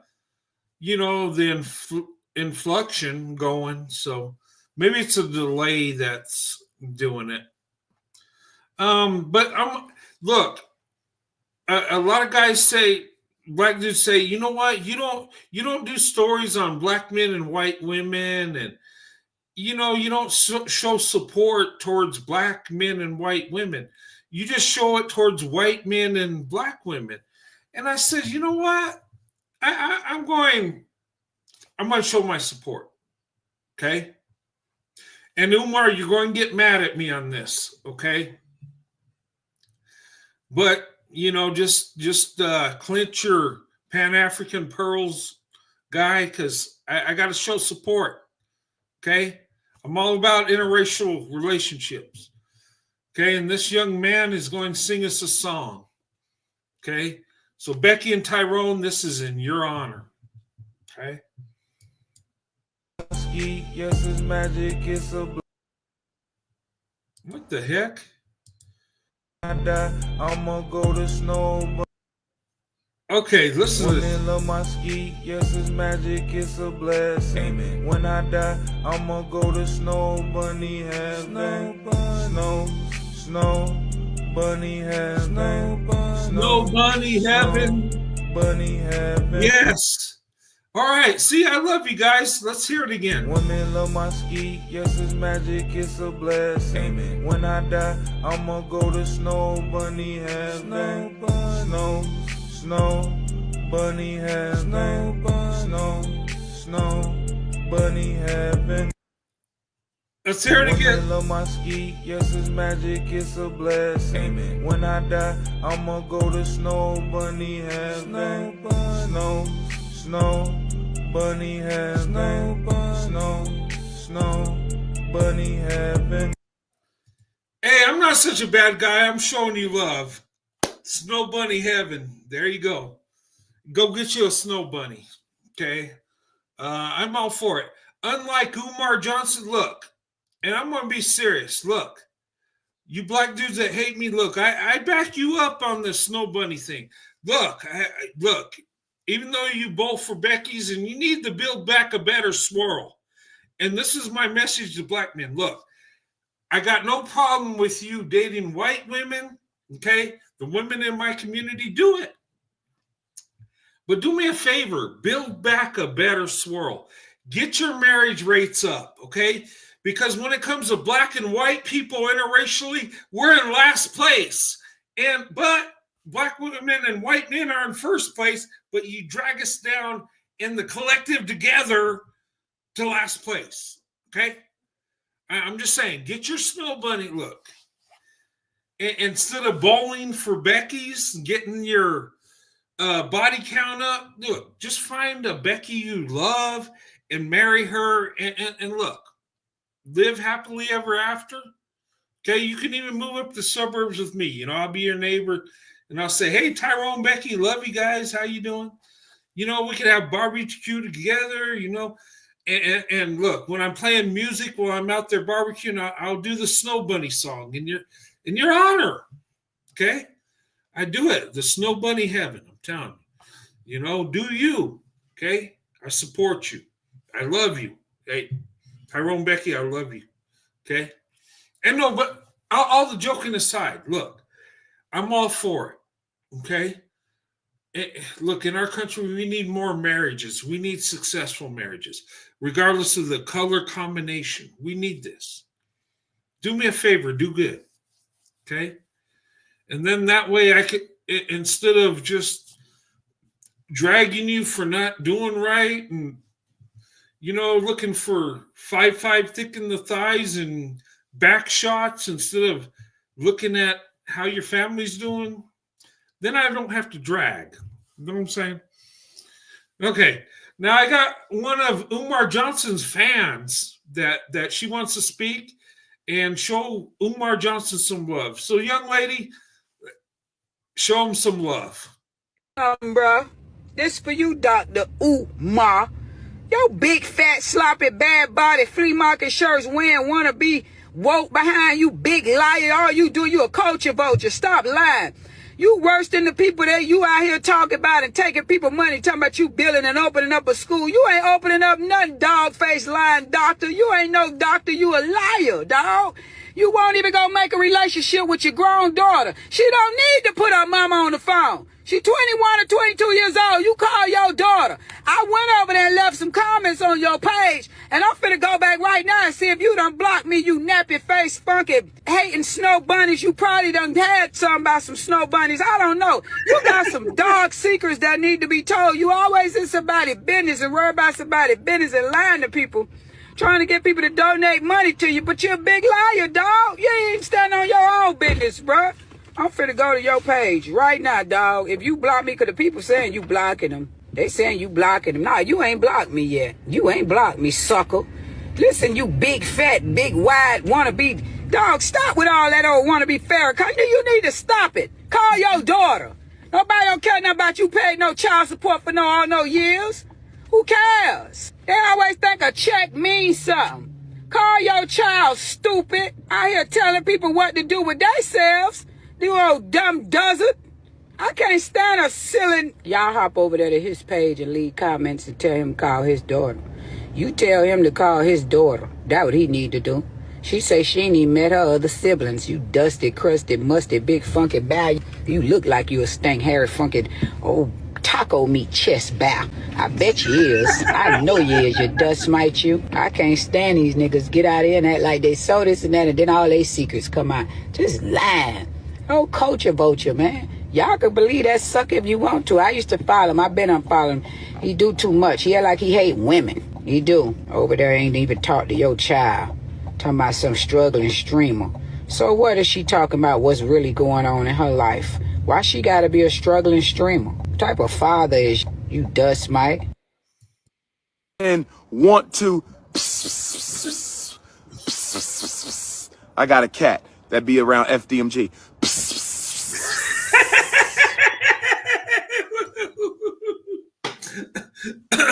Okay, that's his response. Black men want to. I don't understand the code. Okay. Okay. Now I'm going to show the video of his daughter reacting.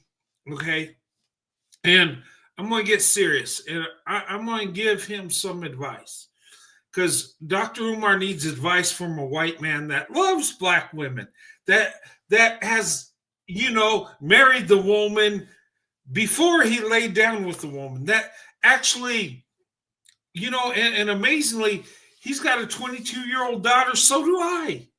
Amazingly, right? But let's show this real quick, okay? And then I'll react on it, okay? Because Dr. Umar needs to think about his family and quit thinking about back shots and thick thighs and 5'5" and and talking and go. Black men want to like, what is that? Tried to contact him about, getting to know my sister. I asked him if he knows her or if he has her number. He ignored me and never responded. I'm 22 years old now. My dad has never been to anything important, no graduation, no birthday parties, nothing. He has not been in my life. Forget the relationship. I really don't care too much about that at this point. I just wanted a conversation out of you and you shut me down. You ignored me. And I'm not bashing you. Really? I just don't understand why you're ignoring me. I'm 22 years old and you have yet to be in my life. Y'all know me too well. Y'all know my love for children is too strong. For anybody to be coming out the woodworks telling you they've been trying to reach me when my number has been public for 20 years. Listen, brothers and sisters, I want y'all to listen. Oh, wait. So she says he hadn't been contacting her, but his phone, his number hadn't changed for 20 years. First of all, since when is it the daughter's responsibility to contact you, doctor? Since when? You're the father. You should be contacting your daughter. Okay? Look, if my children don't call me, I'm going to call them. It's my responsibility as a father. And she says you haven't been there for her, and your response is, well, my number hasn't changed. She could have called me. Really? Oh, okay, let's continue. Listen, my phone number has been the same for 20 years. So anybody telling you they've been trying to reach me and my phone number hasn't changed in 20 years, mind you, I speak at graduations in Philadelphia all the time. I'm on the street in Philadelphia all the time. I have events in Philadelphia all the time. I got family in Philadelphia everywhere. And okay, but your daughter's also in Philadelphia. You got time for all these events that's going on in Philadelphia. You got time for your mother. Do you have time for your daughter? I'm just saying. And really, you shouldn't be reacting on your daughter. You should be calling her, talking to her in private. That's your daughter. That's your girl. She's a part of you. I mean, I don't know. This seems weird. This seems like he's going against a YouTube rival instead of his daughter. I don't know. Let's continue. You've been trying to find me? Stop the cap now. Can we please stop the cap, brothers and sisters? Trying to build your struggle streamer career off of my back? Coming up out of nowhere? Acting like you've been... Oh, struggle stream. Now he's calling her a struggle streamer. Trying to build off his back. Well, if you were an involved father, wouldn't you bring her up in the Pan-African diaspora and teach her to be like you? Wouldn't you train your daughter where she could be a good streamer and, support the black community and, get with a good black man one day, which maybe she'll open up her options. But seriously, I mean, this is like a YouTube rival. Who talks to their kids like that? I'm not going to go online and say, okay, daughter or son, you're a struggle streamer. And what? This is your daughter. This ain't a YouTube rival. I'm just, I mean, this conversation should be private. I mean, this guy is so arrogant. He's trying to shame his daughter, bully his daughter. Like what? For reaching out to you? Looking for me. Get Mama Smurf. When can the three of us? Woo, woo, get Mama Smurf. Woo, woo. You hear him? Let's play that back. He sounds like he's getting excited. Let's hear it. Coming up out of nowhere, acting like you've been looking for me. Get Mama Smurf. When can the three of us have a? You hear him? He said, "Get Mama Smurf," and he's going, "Woo, woo, get Mama Smurf." Woo, woo, woo. He's getting excited. Like what the hell? The woman's 22 years old. You don't have to get the mother. Okay, your relationship with the mother's gone, but you have a daughter. Did you catch that? He was like, "Ooh, get Mama Smurf." Woo, woo, woo, woo. Like, are you an owl? Woo, woo, woo, woo. Getting excited? Let's go back, and I'll play it through. Philadelphia everywhere, and you've been trying to find me? Stop the cap now.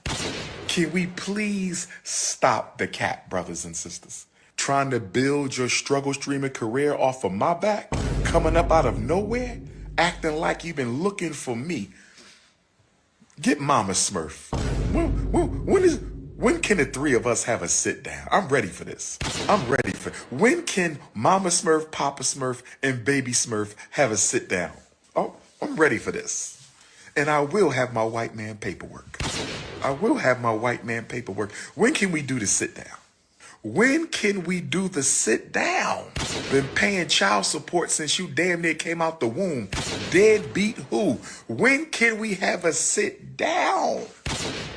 Child support started, you wasn't even out your mama yet, and she took me to child support. Deadbeat who? Child custody file this thick. What are we talking about? Where is mama? Okay, first of all, just because you paid child support, you can still be a deadbeat. You're not in her life. You're paying a court-ordered child support. And I bet the judge ordered you to pay that child support. Okay? But paying child support, there's more to being a father than paying child support. You need to be in her life. You need to be the father. You need to be talking to her, not trying to roast her on social media, calling her a struggle streamer. Take her. That's your daughter. Look, guys, I can't. Okay? I can roast this joker all day. Look. This guy, something's wrong with him. Okay? And look, I would love to drag him, roast him, and make fun of him. But at the end of the day, what's really important here? He has a daughter that's reaching out to him. Okay? That wants to know about her sister. Okay? And he's trying to check her like, well, I'm not a deadbeat. I paid child support. Did you call her? Did you reach out to her? You say your number never changed, but did you try to call her? And why do you want to meet with her mother? She's 22. She's a grown woman. Okay? And I tell you, Dr. Umar, coming from a white man, if you truly love black women, you will marry them before you lay down with them. Okay? Let the white man, look, you say you got your white man paperwork. Let me give you the white man advice. Okay? The white man that loves the black woman. And you're going to love it. Because you know what? I have a 22-year-old daughter also. Okay? My 22-year-old daughter knows who her older sister is. She knows who her brother is, her older brother. Okay? And I was with her from the time she was born till right now. Okay? And if you would have held back from the thick thighs and the back shots and took responsibility, you wouldn't be in this problem. Okay? And checking your daughter is disturbing. This young lady is your daughter. She is a part of you. Okay? We can make fun of you on this video all day, but that's a part of you. She's more important than your ego. She's more important than what you got going. She's more important than the Pan-African movement you belong to. That's your daughter. That's a part of you. That's your family. And this is a tragedy, because who talked to this young lady while she grew up, when she went from a little girl to a teenager to a grown woman? Who gave her advice when she dated, what to look out for? And this young lady says she's got a stepfather that was always there. And you should really be thanking the man that raised your daughter. Okay? Because it don't matter what you and that woman had going on, your daughter is what's important. Okay? I know relationships, sometimes don't work out. But when you got children, you got to be there for your children. And that means more than child support. Okay? That means emotional support. Okay? That means spiritual support. That means a father support. Okay? People do it all the time. Be there for your daughter. She's not your YouTube rival. She's your daughter. Anyway, let's continue. Smurf. Where is Mama Smurf? Can we please have a sit down? Calling me names? Using profanity? Really? Because you want to build your career. Okay. Build your career, princess. I want you to be happy. I want you to do what you must do, but you're not going to lie on me. All you YouTubians, and nobody asked this child, where is your mother? Can we hear from your mother? Where is the mother? Nobody. What do you mean, where's the mother? She's reaching out to you.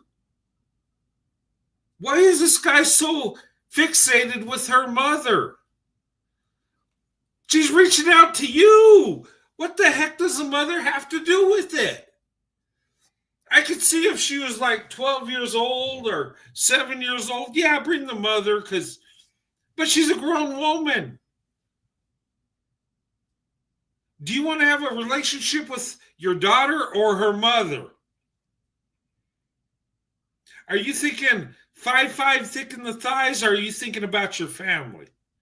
Are you thinking about if you could get back shots with the mom? Are you thinking about relationship with the daughter? And I know that sounds crazy, but why is he focused on the mother? Like, why does he have to have a sit down with her? The mother is married to another man, guy, that raised your daughter. Your daughter's reaching out to you to get a hold of her sister. Yeah, I think that's right. He wants to get back in the mom's pants. I think that's it.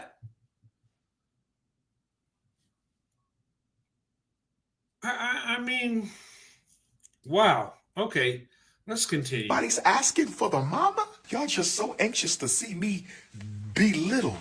Y'all just so interested in seeing me disgraced. Nobody even said, where's the mama? Can we talk to your mama? Can we talk to your mama? Nobody's asking for the mama. Where is the mama? What is your mama's Instagram? We want to ask her some questions. Where's your mama's face? Where is the mother? And none of y'all asking no questions. Lord have mercy. This is how you know that this is not about the truth. Where the mama at? She know the story. Mama know. Mama knows. I want you to get off of social media for a minute. Stop looking ridiculous. Get off social media for a minute, baby Smurf. Stop looking ridiculous. And I want you to get Mama Smurf. And on Thursday, 1 week from today, I'm calling you out, you and Mama Smurf. I want a respectable private FDMG tour and luncheon. Baby Smurf, Mama Smurf, and Big Papa. Wilmington, Delaware. Let's put it into this right now. Let's see who really telling the lies around here. Oh, yes. You Dr. Umar. Your big, fat, sloppy, bad body, flea market shirts wearing wannabe woke behind you, big liar. All you do, you a culture vulture. Stop lying. You worse than the people that you out here talking about and taking people money, talking about you building and opening up a school. You ain't opening up nothing, dog-faced lying doctor. You ain't no doctor. You a liar, dog. You won't even go make a relationship with your grown daughter. She don't need to put her mama on the phone. She 21 or 22 years old. You call your daughter. I went over there and left some comments on your page, and I'm finna go back right now and see if you don't block me, you nappy face funky hating snow bunnies. You probably done had something about some snow bunnies. I don't know. You got some dog secrets that need to be told. You always in somebody's business and worry about somebody's business and lying to people, trying to get people to donate money to you. But you're a big liar, dog. You ain't even stand on your own business, bro. I'm finna go to your page right now, dog. If you block me, because the people saying you blocking them. They saying you blocking them. Nah, you ain't blocked me yet. You ain't blocked me, sucker. Listen, you big, fat, big, wide, wannabe. Dog, stop with all that old wannabe Farrakhan. You need to stop it. Call your daughter. Nobody don't care nothing about you paying no child support for no years. Who cares? They always think a check means something. Call your child, stupid. All right. All right. I love her. Oh, man. Look, I really wanted to go in. I had some cartoons. I had Umar Johnson in a Ronald McDonald outfit. Oh my God. But the thing of it is a tragedy with all this is you got a young lady that grew up without her father. Okay. And he's got another daughter that's younger than this one that he's not in their life, I guess, apparently. And she was trying to get a hold of her younger sister. And yeah, maybe I should show that Ronald McDonald. Should I? I know I wasn't going to. I was going to be decent. But maybe, I don't know. Do you guys want to see the Ronald? I got to transfer it over.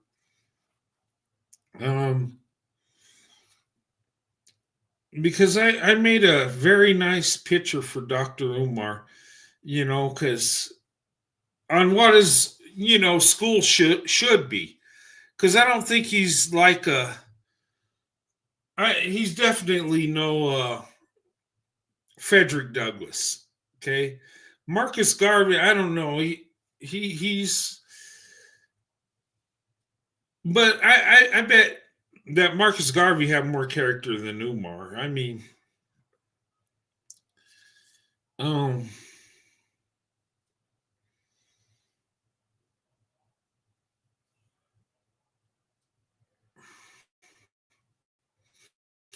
yeah, I'll send it over. I got this was the picture I wanted to do. Once it comes in, I had to email it to in between two emails to get it, so I could put it. And I think I got to do like a dang what you call it.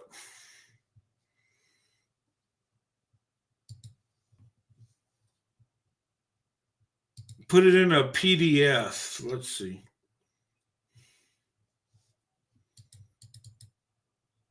Let me see if I could do it. Print.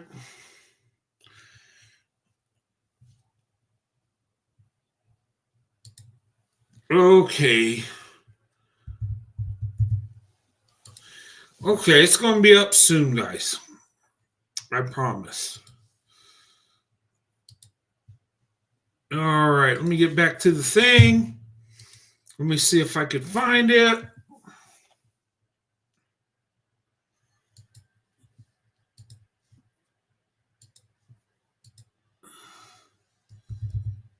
Okay.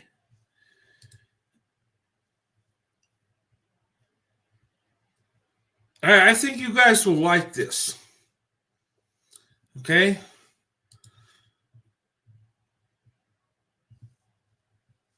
All right, that's not the one I want to show. Why is that one showing? Oh, here we go. Okay. This, okay, now if we took the FDMG and instead of make it the RMDB Academy, Ronald McDonald Bozo Academy. Okay, see, he's in a proper uniform. You know that. Actually, this looks like the clothes he would wear anyway. The Ronald McDonald Bozo Academy. It's a clown show. Now, this would be the proper name for his show. What do you guys think? RMDB, baby. Ronald McDonald Bozo Academy. The clown show continues. All right. All right. I better stop. I mean, look, he's no Frederick Douglass. And he ain't no Marcus Garvey. He's more of a Ronald McDonald Bozo. Okay? He's a clown. And that's what his university or his school should be. RMDB Academy. All right, I'm going to take funding for the RMDB Academy, the Ronald McDonald Bozo Academy. Maybe we should do a GoFundMe. We'd probably get it open sooner than he's doing his school anyway. Okay. That's what I was going to show. I did a little dragging. I was going to be compassionate with Umar because, you know, at the end of the day, guys like Dr. Umar, why am I calling him doctor? He ain't no damn doctor. Delusional Umar Johnson. Guys like that are going to hit the wall. Okay? It's sad. Okay? This guy, and he's a red flag walking. Okay? I mean, when he talks about black women, he calls them queens. Black queens forever, snow bunnies never. You know, we hear that all the time. And then we hear 5'5" thick in the thighs all the time, right? I guess that's perfectly fine. But don't be a white man and say you love black women. They'll call you a fetishizer. You know, they'll say you're creepy because you're fetishizing black women. No, I'm serious. But if you're the prince of Pan-Africanism, you say whatever the hell you want and pumping up whoever. What he should be saying is, instead of black queens forever, snow bunnies never, what he's really saying is pump and dump black queens forever, snow bunnies never. Because that's what he's doing. And who's really winning in this situation? It's not his daughter. It's not the black women he sleeps with. Actually, the snow bunny wins because they ain't got to deal with them. Or so we think. Let me tell you something. I bet he's got some snow bunnies hidden too. This guy's so full of crap. I bet, you know, some of these pro-blacks that say, "Oh no white women, no," they're one of the first that would jump in. Okay, and here's the thing. And let me talk to you, non-black men. Listen to me. And you better listen good. Okay? If you love black women, you want to open up your options, that's great and wonderful. But you better be a good man. You better do right. Okay? That's number one.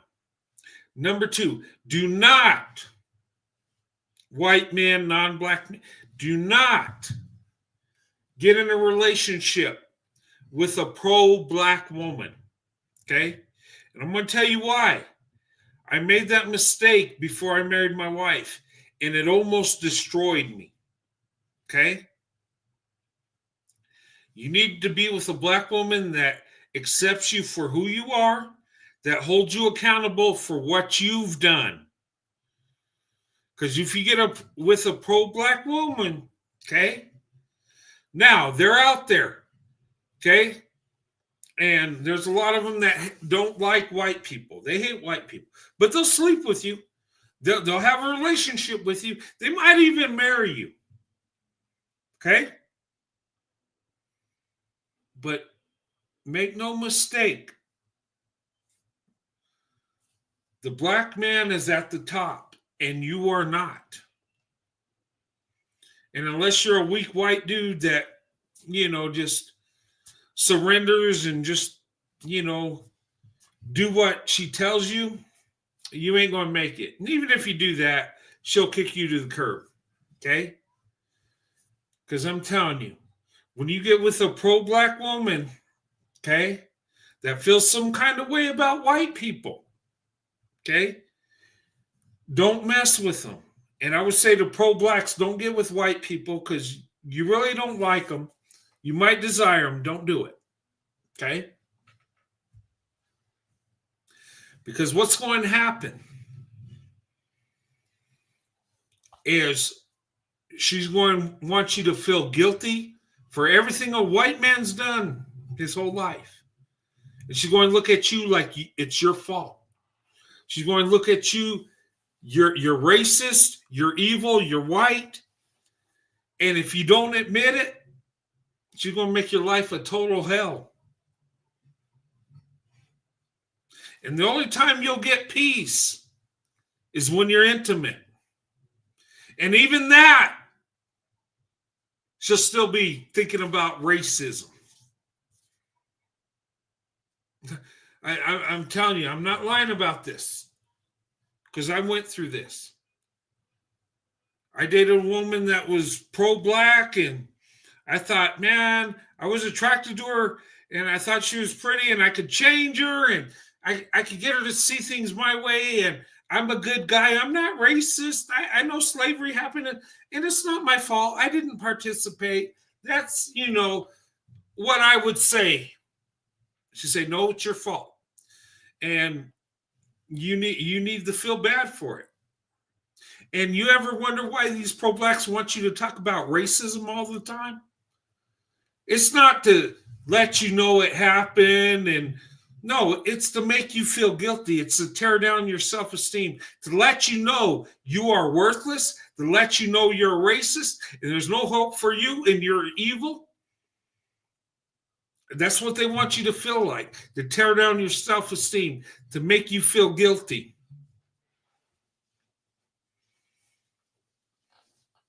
And you want to date somebody or be married to someone like that, where everything's about race, everything time you turn around. And I'm telling you, even when you get intimate, they'll be talking racism. It's weird. They'll get their kink off on it. It's like that. It's all they think about is racism this.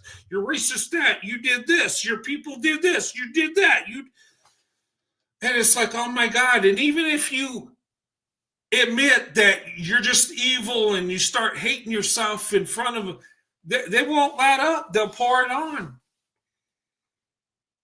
I'm telling you. They don't have no forgiveness in this. And I'm not saying don't be sensitive. Look, if a black woman you're dating talks to you about racism, listen to her, be compassionate, because somebody might have been racist to her. That happens. Okay? I'm not saying don't listen to her in that. But when somebody's blaming you for stuff that happened before you were born, and want you to feel so guilty about it. And then when you try to get away from it, they tell you, well, you shouldn't be comfortable. Yeah, they're trying to make you feel bad, tear you down. And from some reason, people think you tear down the white man that you're going to prosper. You're just going to have someone that's insecure. It ain't going to benefit you. So I'm telling you, if you open up your options, white man, be with a black woman that loves you for you, not for what your ancestors did, because you can't survive like that, because you can't fix what already happened. So if they feel that way, leave them alone, okay? Because I'm telling you, that almost destroyed me. And look, I couldn't feel guilty enough. I couldn't say I'm sorry enough. No matter what I did, I was wrong. Except when it was physical, and then, that's the only time you get a break. And then after that's done, then they go back to hating you. And I'm telling you, be careful. And I would say this to white women, okay? Listen to me. You love black women that are black women. You love black men, that's great. That's your preference. Do you? But let me tell you something, okay? You need to be careful, because sometimes some of these black dudes will get with you to piss off black women and to get at black men. Because sometimes some of these pro-blacks think that if they sleep with a white woman, somehow they're getting the white man's woman or something stupid, okay? And to be honest, us white men, we don't care. You can be with as many white women as you want. We stopped caring back in 1972, okay? And in fact, we look at it like the more black men are with white women, maybe we could come together as one group of people. And maybe those of us that love black women, you'll stop attacking us for loving black women. And maybe we can have a relationship with a black woman like you're having with a white woman. Maybe it could be fair. Maybe we could come together and stop the hate. I'm just saying, and I'm telling you guys, if you're a white man, you love black women, and she's pro-black, leave her alone. I mean, be kind to her, but don't get in a relationship. 9 times out of 10, it's going to be total hell, and you will pay the price. Let me tell you, I almost was totally destroyed doing that. And I know psychologically you think, oh my God, she hates white people, but she loves me, and I'm going to come in and just show her love, and she's going to forget about what happened in the past and just love me. Nah, it ain't going to happen. Ain't going to happen. In fact, I would say you're better off being with a black woman that's divested, because she's going to be with you all the way if she's into white guys. Because divestment don't mean she dates white men. That means she's just divested and gone to a safe place. Okay? But if she does accept you, you're better off with a divested woman. I'm just saying. Don't get with these pro-black swirlers. They'll turn you out like no other. They'll destroy you. And that goes for white men and white women. Listen. Okay? I'm just saying. And look, I'm all for interracial relationships. Black women, white men. Yes, black men and white women. I got your back too. Okay? I just asked, build back a better swirl. Okay? Stop doing it to get to the white man and piss off the black woman. Do it because that's who you love. Okay? If you do it for that, I got your back. I'm just saying. And white men, don't take advantage of black women. Because I'm telling you, the wrath of God will be on you. Okay? You love the black woman, you'll be blessed. You take advantage of you, you'll be cursed. And you mark my words, you better not play. You want to open up your options, you do it because you want to take your swirl to investment, meaning you want to take your interracial dating to marriage. That's the only time you should swirl, is to look for marriage, to look for a wife.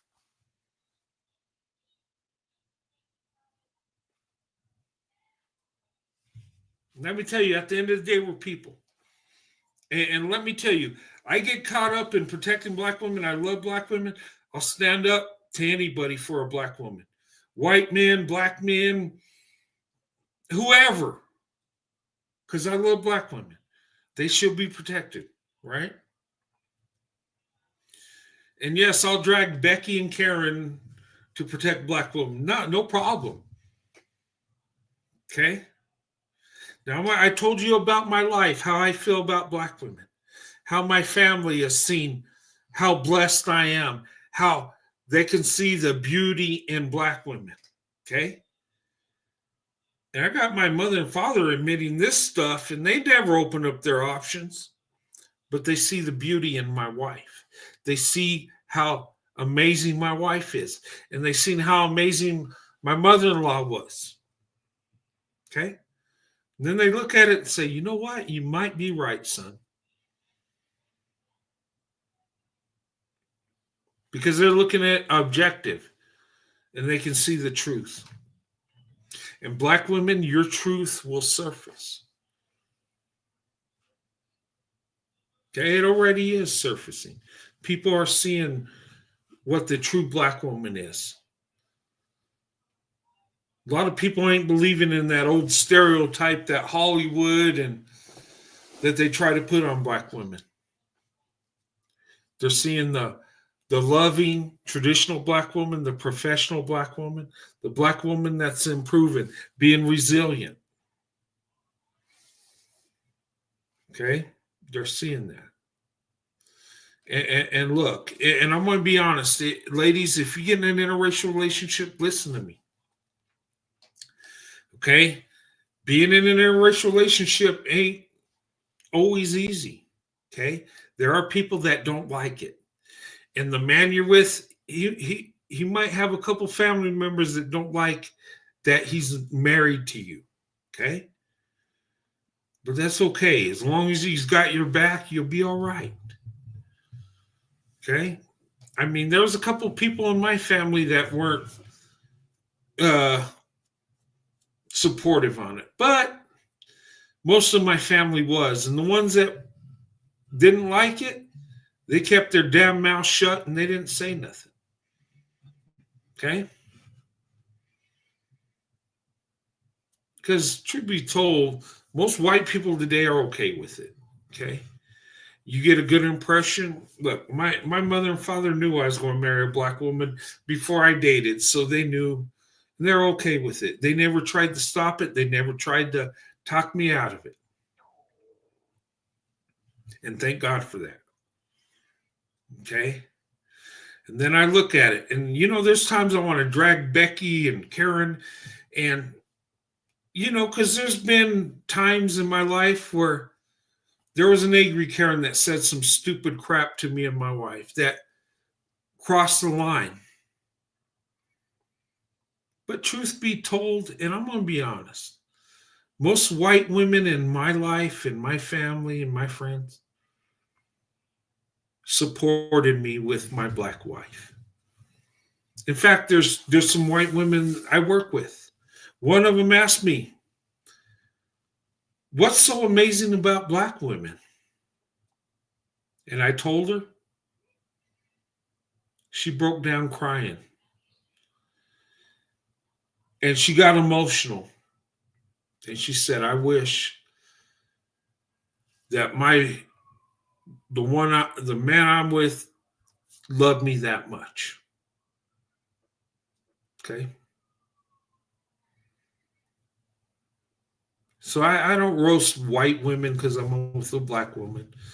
That wouldn't be right. Unless they come for me. And I'm happy to drag a Becky or Karen every now and then.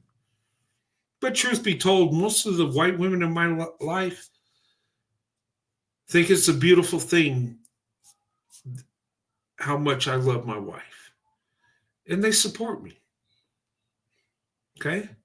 And I got to be honest. And speaking of that, I think, people talk about white supremacy and racism and all this. But I think white people, I think we've come a long way. I do. I think we've had self-correction.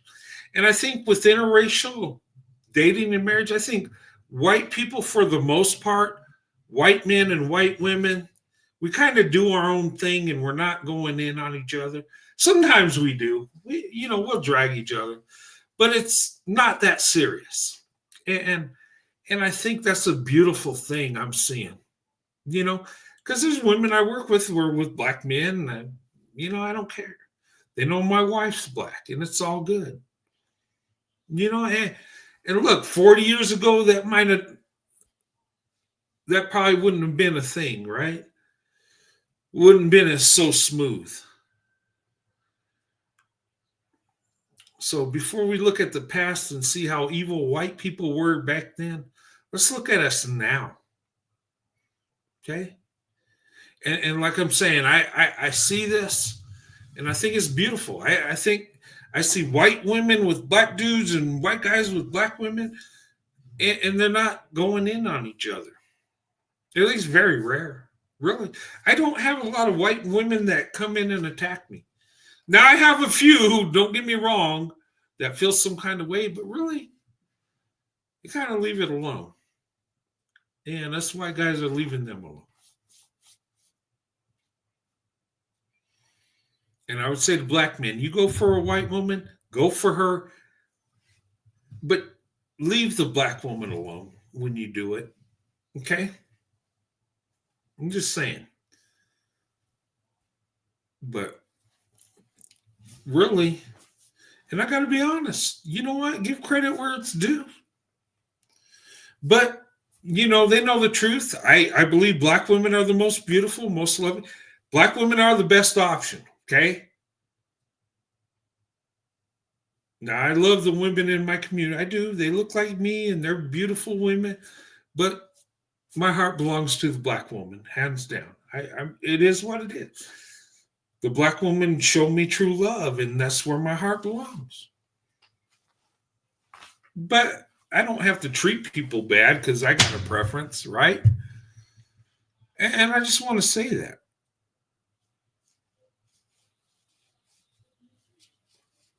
And if we can look at people objectively, you see that.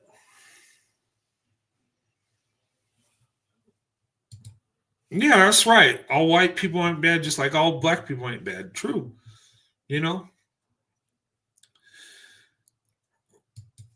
Yeah, and I'm just saying, but there are some white women that have upset me, that have done me wrong, and my wife. They are.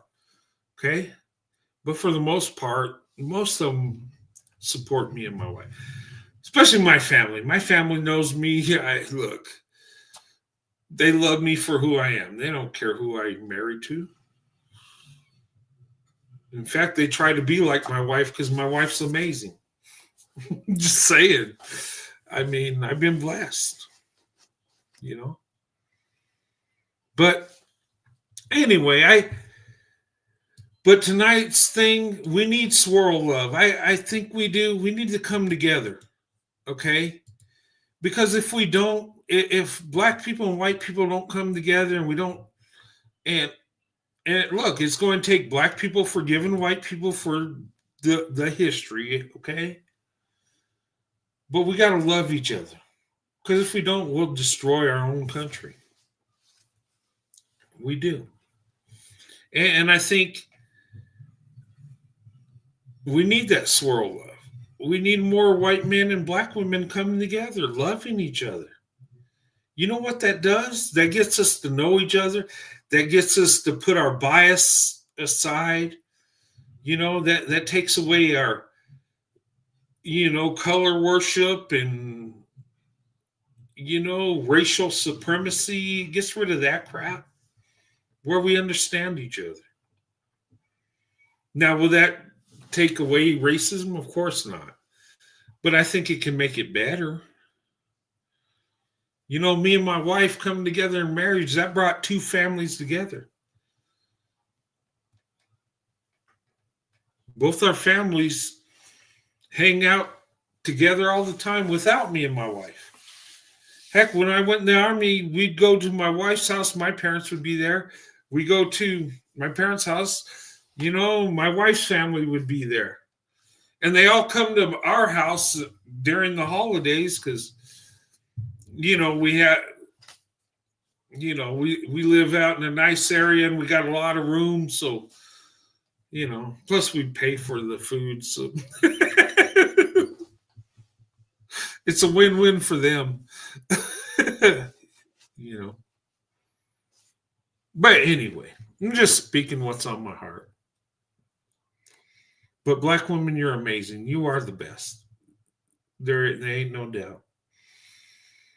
I'm telling you, Black women have been a blessing in my life, my whole life. I'm telling you, my beliefs, my faith, we're Black women behind that and instrumental in my life, making me better. My wife made me better. She took me like a raggedy old suit and tailored it, cleaned it up, and made it better than it was. That's what Black women will do for you. You find a Black woman that loves you, you won the lottery of life.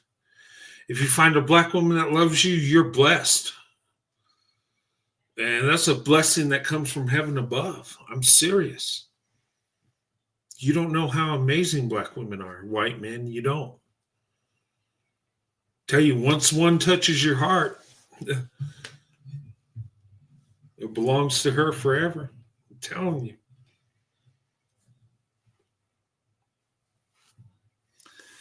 But anyway, we've been on for almost 3 hours. I've been talking.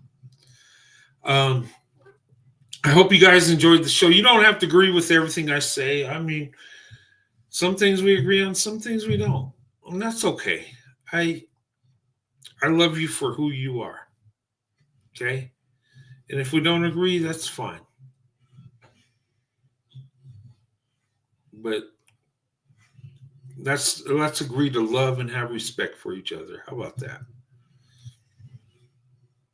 And ladies and gentlemen, I thank you for being a part of this platform, for watching my videos and live shows, for your comments. I appreciate it.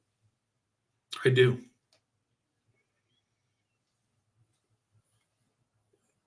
Oh, thanks so much, Diamond Lace.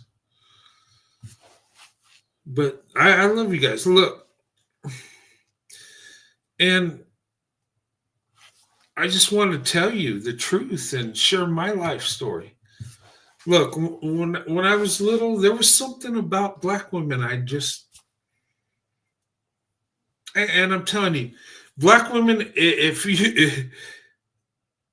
you're kind to a white boy when he's a little boy and show him some love, I guarantee he'll be looking for a Black woman when he grows up. That's exactly what I did. And even though people told me I was weird and I wasn't allowed to have feelings for Black women like that, and and then I was really weird for just having them for Black women. I guess I had to love everybody equally the same and accidentally fall in love with a Black woman. I guess. I never understood it. But I know, in my life, I loved the Black woman before I could desire her, before I knew what her body was and how it looked and being attracted to that, before that physical thing. Okay? I was in love with the Black woman before that. So when you grow up and those desires come later on in life, it just falls in place. But we got to do it the right way through love and marriage, right? And me and my wife, we did it right. When I was dating her, there was some physical desire because we're human. But you know what? I loved her enough that just being with her was enough, you know?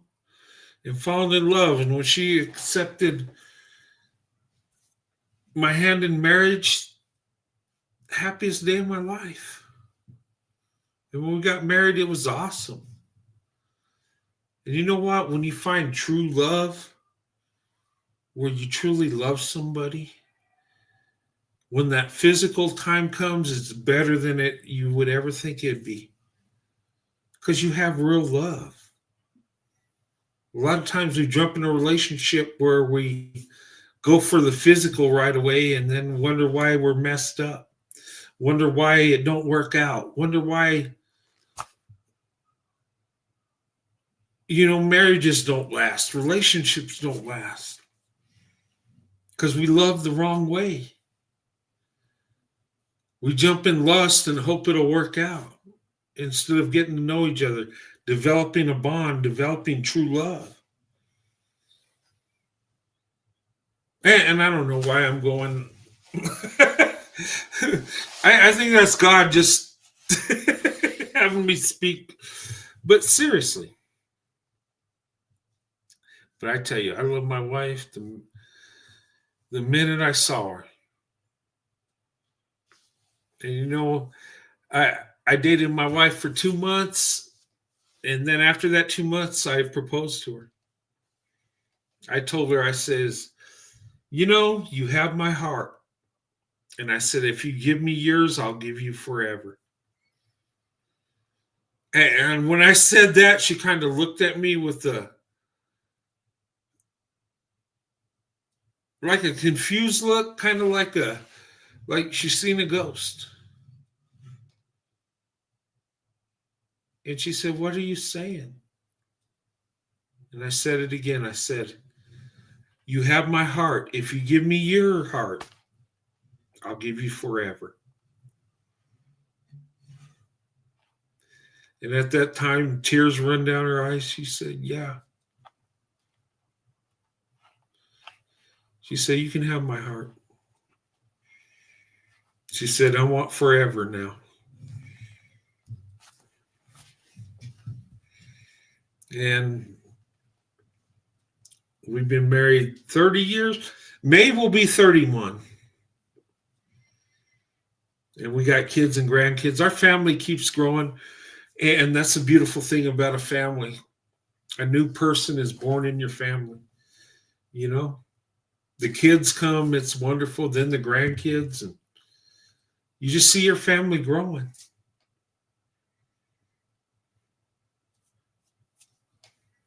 I mean, it don't get no better than that. I mean, my wife makes my life worth living. She does. They said my wife took an old suit and made it into something that looks decent, that has some respect. Her love motivated me to do better, motivated me to reach for things I never thought I could have.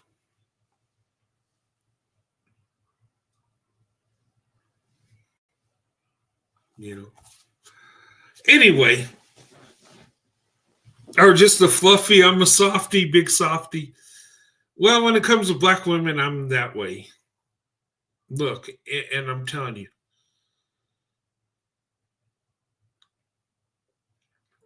sometimes I do get emotional when I talk about black women. But if you know how blessed I've been, you'd be that way too. I'm just saying. I mean,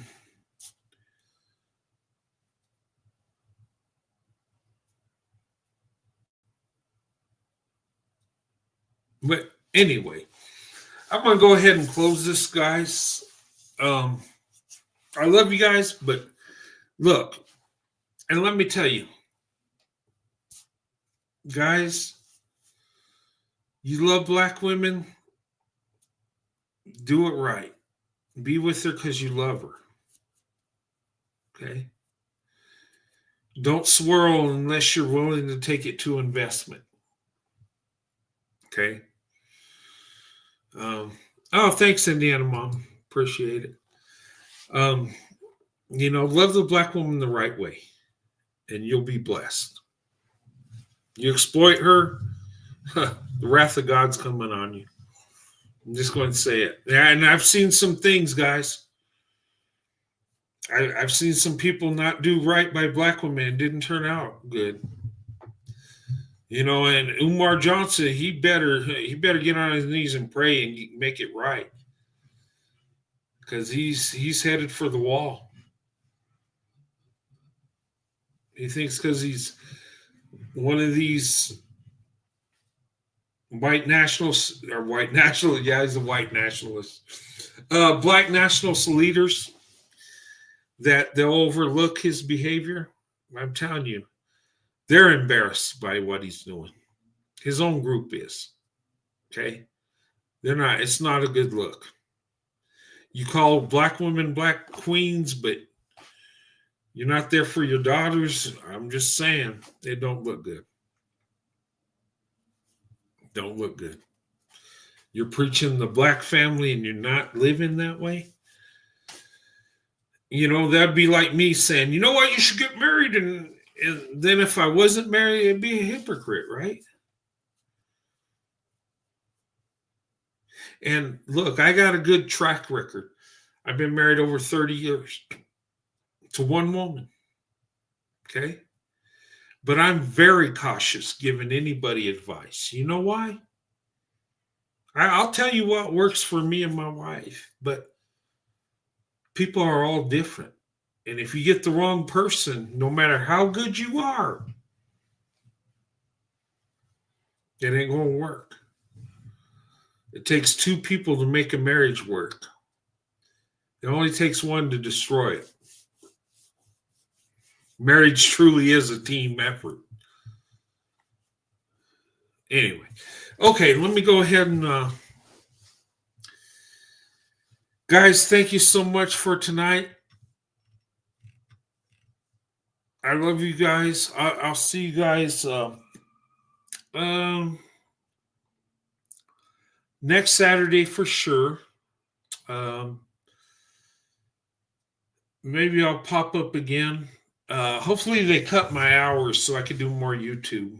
Right now I'm just working like crazy. I'm doing all kinds of crazy overtime. Sunday's my only day off these days. I'm serious. I'm working 6 days a week, 12 a day. I mean, they're trying to cut me to 60 hours, but they say I do a good job, so I guess it's good and it's bad. I don't know.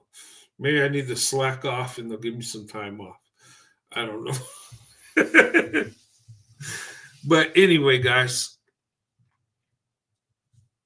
thank you for tonight. I'm going to just say a prayer, okay? Before I go. Now, you can pray with me if you want. If you don't want to pray, you don't have to. But I just want to say a prayer, okay?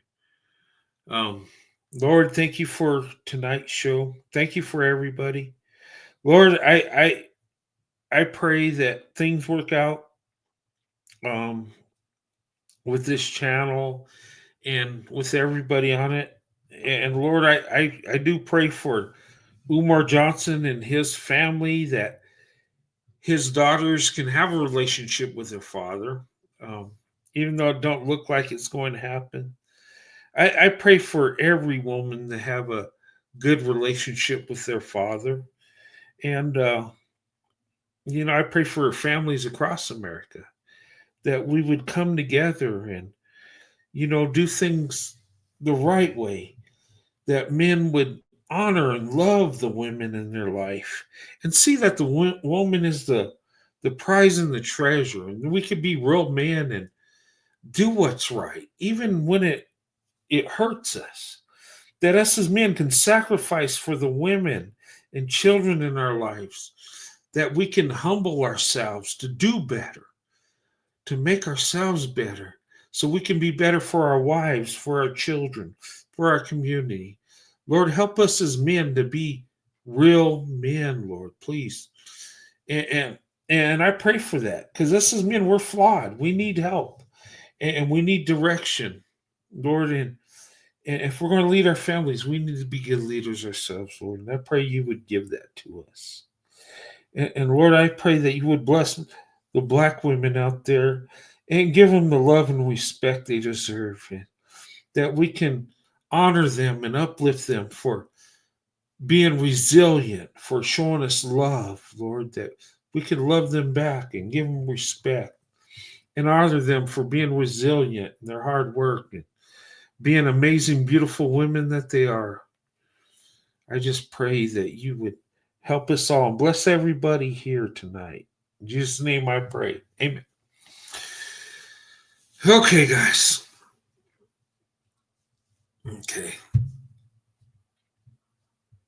I just say a prayer after my shows. That's my way of honoring my God. That, guys, and I thank you for being part of this channel, being part of this live. And ladies, go where you're loved and respected. Okay, have that option button open. Okay, I'm not going to say get with the white guy, but maybe that Asian guy is for you. Maybe that Hispanic guy. Maybe that other non-black man. That maybe he's the one for you, or it could be that white guy. Okay, and non-black men. Look at black women.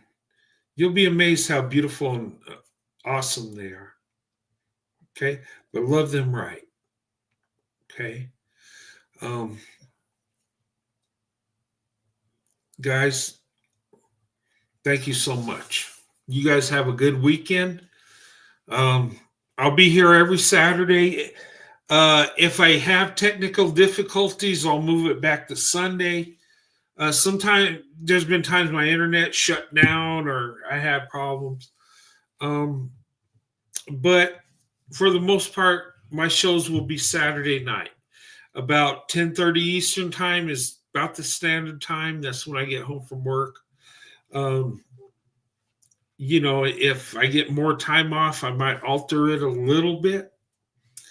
I will do videos every now and then. Sometimes I just speak how I feel and throw it in a video.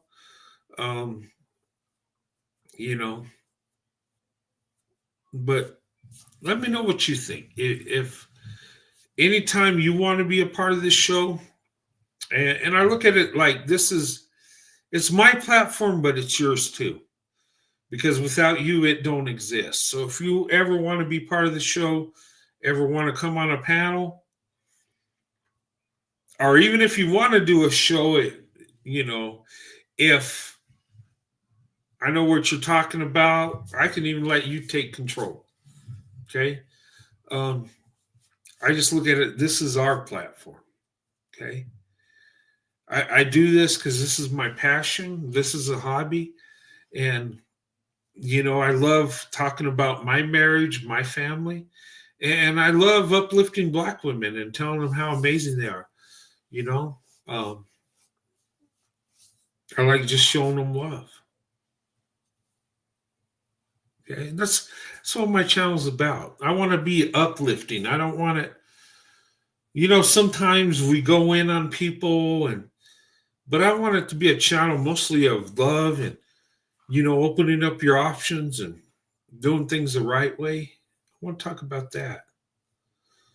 Interracial love and family. I think that's the answer to our nation. I don't think being black and white nationalist is going to help us. It's just going to separate us. I'm against segregation all the way. I think it was wrong in the past and it's wrong today. Okay, we need to come together. Unfortunately, there's so many people that would love to be separated. I don't get it, but anyway, but let me go ahead and close it before I get to rambling on about all kinds of stuff. Guys, thank you so much. I'll see you guys next Saturday, okay? Have a good night. God bless.